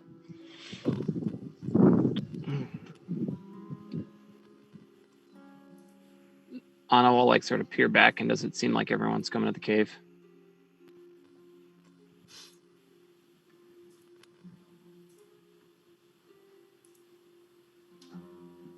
Steven is. Okay. Yeah, it looks like we're getting lined up. Okay. Back in the back, Colt kind of looks around. He's like, should someone stay watch out here, or I can stay by the entrance if you'd rather me, or I could come. I just don't know. I mean, I think we'd like to know if that thing comes back, but at the same time, I don't want you all to get lost in there without me. Who knows how big this place is?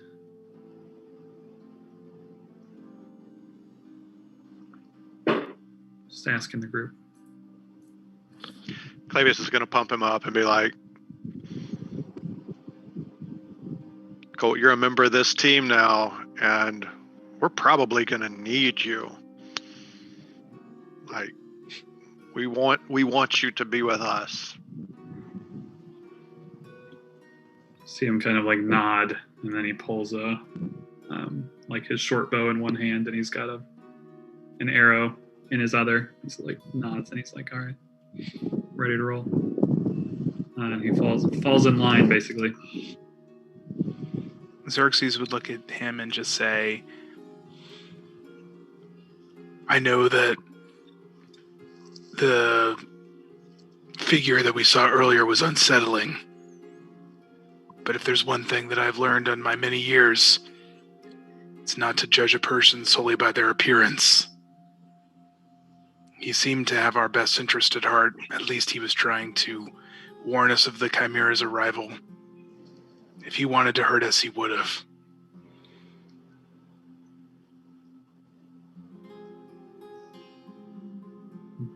At that, people start heading into the cave. Saru, from where you are, you kind of start approaching an area where Stephen had actually seen with his arcane eye. And as you're walking forward, you see on the right-hand side of you that there is this kind of metal doorway, and the frame is kind of held up, and all around the frame is like this thick webbing that's just holding the frame in place in this big crack.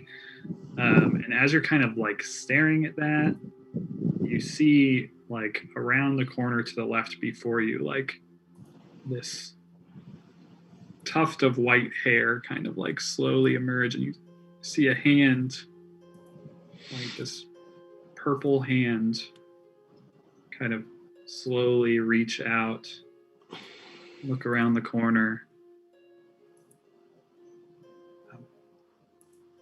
Did you all make it? Did everyone survive the attack? Yep, we all made it just fine. The thing flew away. Good. Thanks for the warning, we appreciate it. It's the least I could do.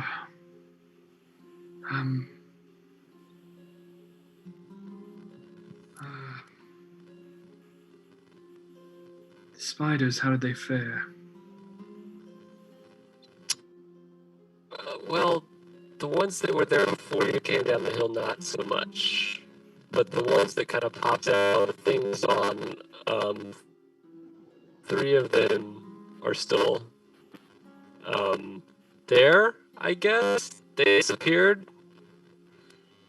but one of them didn't make it. And what they are and where they went, how they went. I feared as much. I'm sorry, my name is Emil. You're all welcome to come in if you like. Might be best to stay out of sight. The beast will likely return if you've only just chased it off. I'm assuming we've all caught up to Saru now, right? Yeah, you can probably catch up behind him and see kind of in the tunnel. Did we ever, on the Chimera, other than the people that did the History Arcana, whatever checks, Was there any obvious signs that it was corrupted that we would have known? Since I don't know if anybody really did a specific. Make a medicine or perception check, your choice. Is there anything that maybe sort of kind of looks like the one guy, Talir or whatever his name was? Tamir. Yeah, you're not entirely sure. This beast was just so like large and looming, especially like those of you that were frightened. It just like it was this amalgamation of monsters, you know, like so you didn't pick up on anything. Drew did get a really good look at its tail, though. Yeah, up close and personal look at its tail. Spiky. Has I would big introduce spikes myself on and say, my name's Saru, and this is the group that I've been kind of traveling with. We were trying to take a look at the ship that we've been told was up here. There's clearly not much left of it, and the power sources seems to be gone, so it's kind of was our main priority. And then, you know, spider attack, blind scary thing attack. I'm sorry about the spiders. They wouldn't have done that if I was here, but I was away. Oh, it's fine. They're just protecting their home. Oh, yes. I'm glad you understand. There's no hard feelings about that from me. A beast is going to act like a beast. Yeah, speaking of that, I don't mean to you by this, but what are you? Are you one or the other or both? He's really like, you can see like he's keeping a lot of the spider form kind of in this other corridor, and you know, it's just barely poking through, and this kind of look like wipes across his face. A bit of shame, maybe. Yes, I'm sorry. I know my appearance is not quite meant for company.